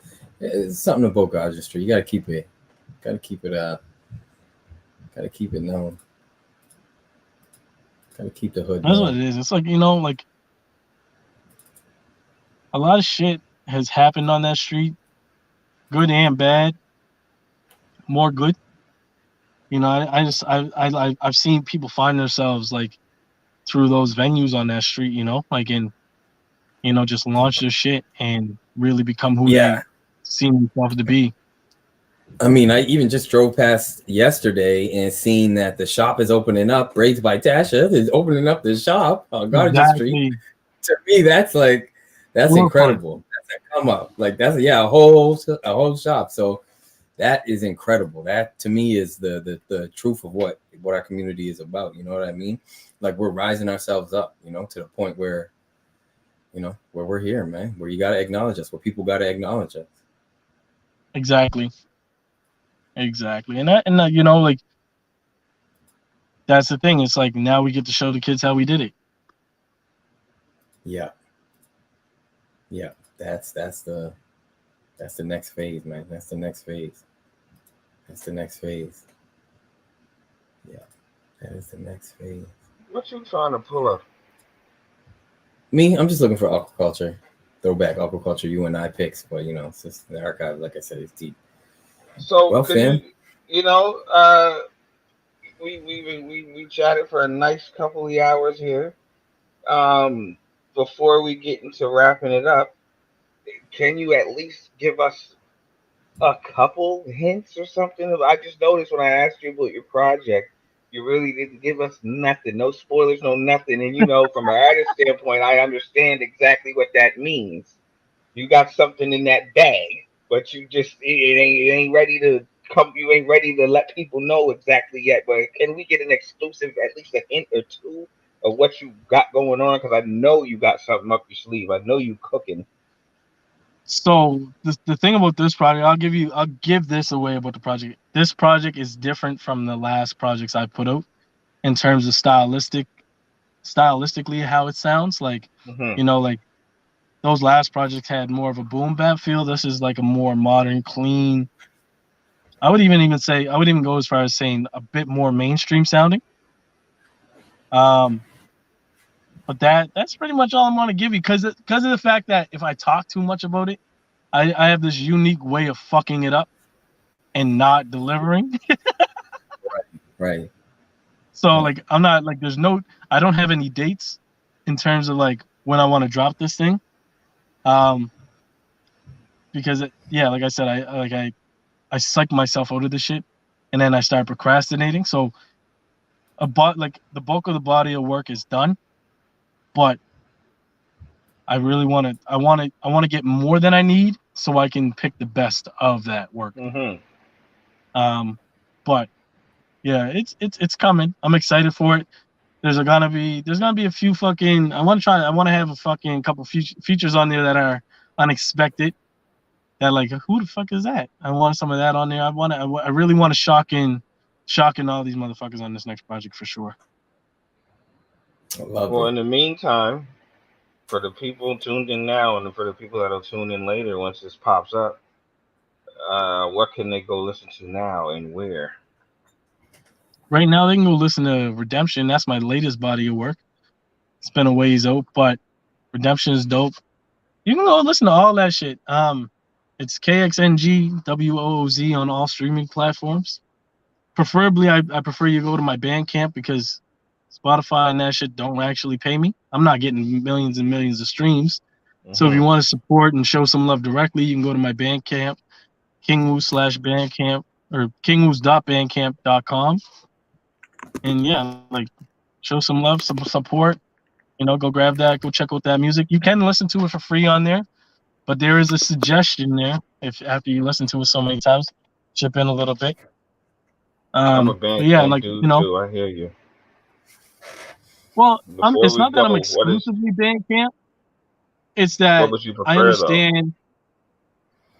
Though? I definitely, I want to meet you where you're at. But then if you listen on Spotify and that stuff and you're really liking that shit, just head over to the Bandcamp, show me some love.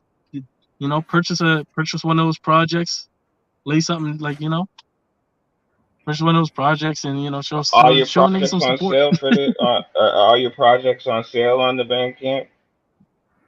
All of them, yeah. And that's it. So it's like, when music's up on streaming services, it's so widely spread that your compensation for those is so minuscule if you're not doing a million plays a day kind of thing. But yeah, like I don't know, like I advocate for independent artists using Bandcamp because of the fact that once you get people to like the shit that you're putting out and they support you on those streaming services, they can go over to Bandcamp and all that there, purchase merch, purchase your projects, vinyls, CDs, all that kind of stuff. So it's that thing where they can come meet you for real. And also one thing I like to try to do, what I'm going to do with this next project through my Bandcamp, is that when you purchase it on Bandcamp, you get extras. There's going to be an extra few tracks on there for this next project for sure. They won't be on the streaming services. They won't be up on Spotify and stuff like that. So, a little bit of extra incentive for people. Come show your support. Yeah. That's what's up. So yeah, man, that I appreciate. Yeah, thank you for coming on today, Kxng Wooz. Thank you for having me, man. Another one, just man. So find my brother here on Spotify. Find him on Bandcamp if you want to show some real love. The link is up there, scrolling plus in the chat, and it's not hard to type either. Figure it out. Make sure you're checking us out. Open Perspectives. We're on Apple, Amazon, Spotify, YouTube. Open Perspectives with Nixx and Abstract Vision. Type it in. Holla at us, man. Holla at us. What's the other podcast streaming platform we're on now officially? Forgot that one. I think. What's it called? Man? It's the one for all. It's all podcasts. Audio podcasts. Ashura or whatever that thing. There we go. Yeah, that one. I'm pretty sure. Yeah, distributor. Oh yeah, no, yeah. That's the yeah. So they hooking us up. They helping us get on our platforms. I'm sorry, gotta get a better understanding. I'm still new at this here. Yeah, we still working out the king. And we still rolling it out as we rolling out. You know what I mean? So, we appreciate the support from everybody today and in future, of course. But yeah, man. Anything else? Anybody want to say? Wrap it up? Yeah, Because I say I thank you mean, guys for Words, having me. Kxng It's been Wooz. dope. I say It we was hit dope it. to I kick. sent the. It don't seem like anybody's jumping in right now, so we can wrap it up, man. We can hold it down. That's Thank what's you. up. All right, It's check been a y'all. pleasure. Yeah, peace, peace. One love. Yeah, man. So yeah, again, holla at us on whatever way you can. If it's YouTube, appreciate it. Spotify, everything. Just plug us in. Share the link too. Tell somebody that you think may benefit from what we got going on here at Open Perspectives. It's a spot where we try to, bring current things that are happening in the world to you and Black Nova Scotia. And today we just, linked it with Kxng Wooz. So yeah, man, I love it. Love it. We like to talk about everything. We cover everything. You never know what you're going to get from us, but it's always going to be gold. Just remember that.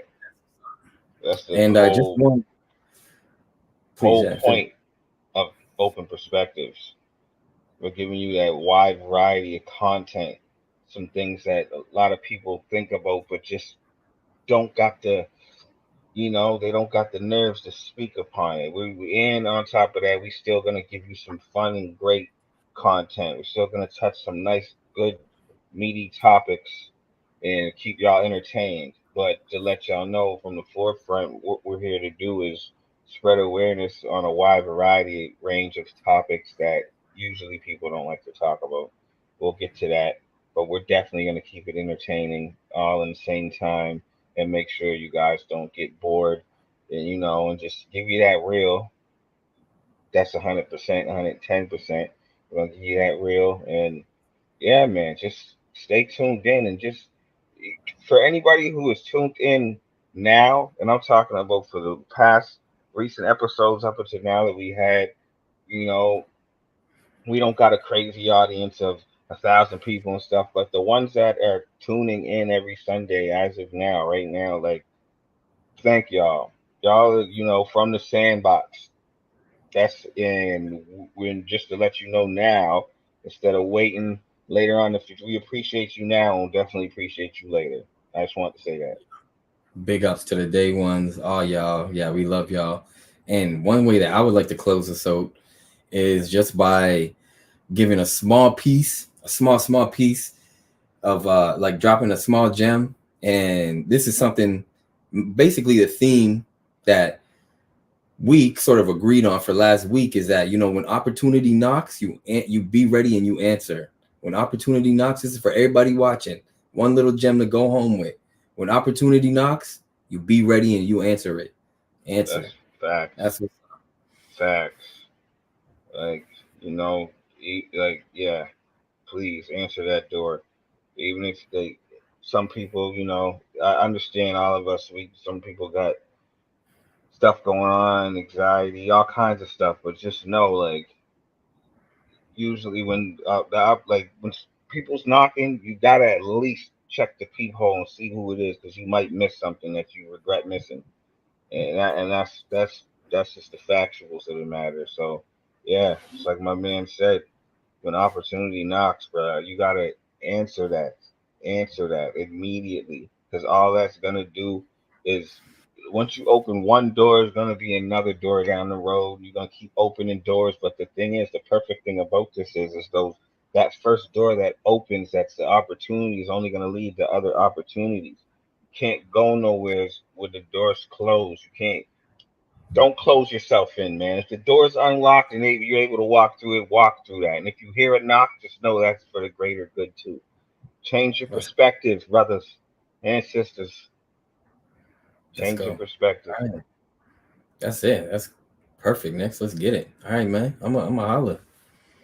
Well, no doubt, will do. All right, peace. Peace.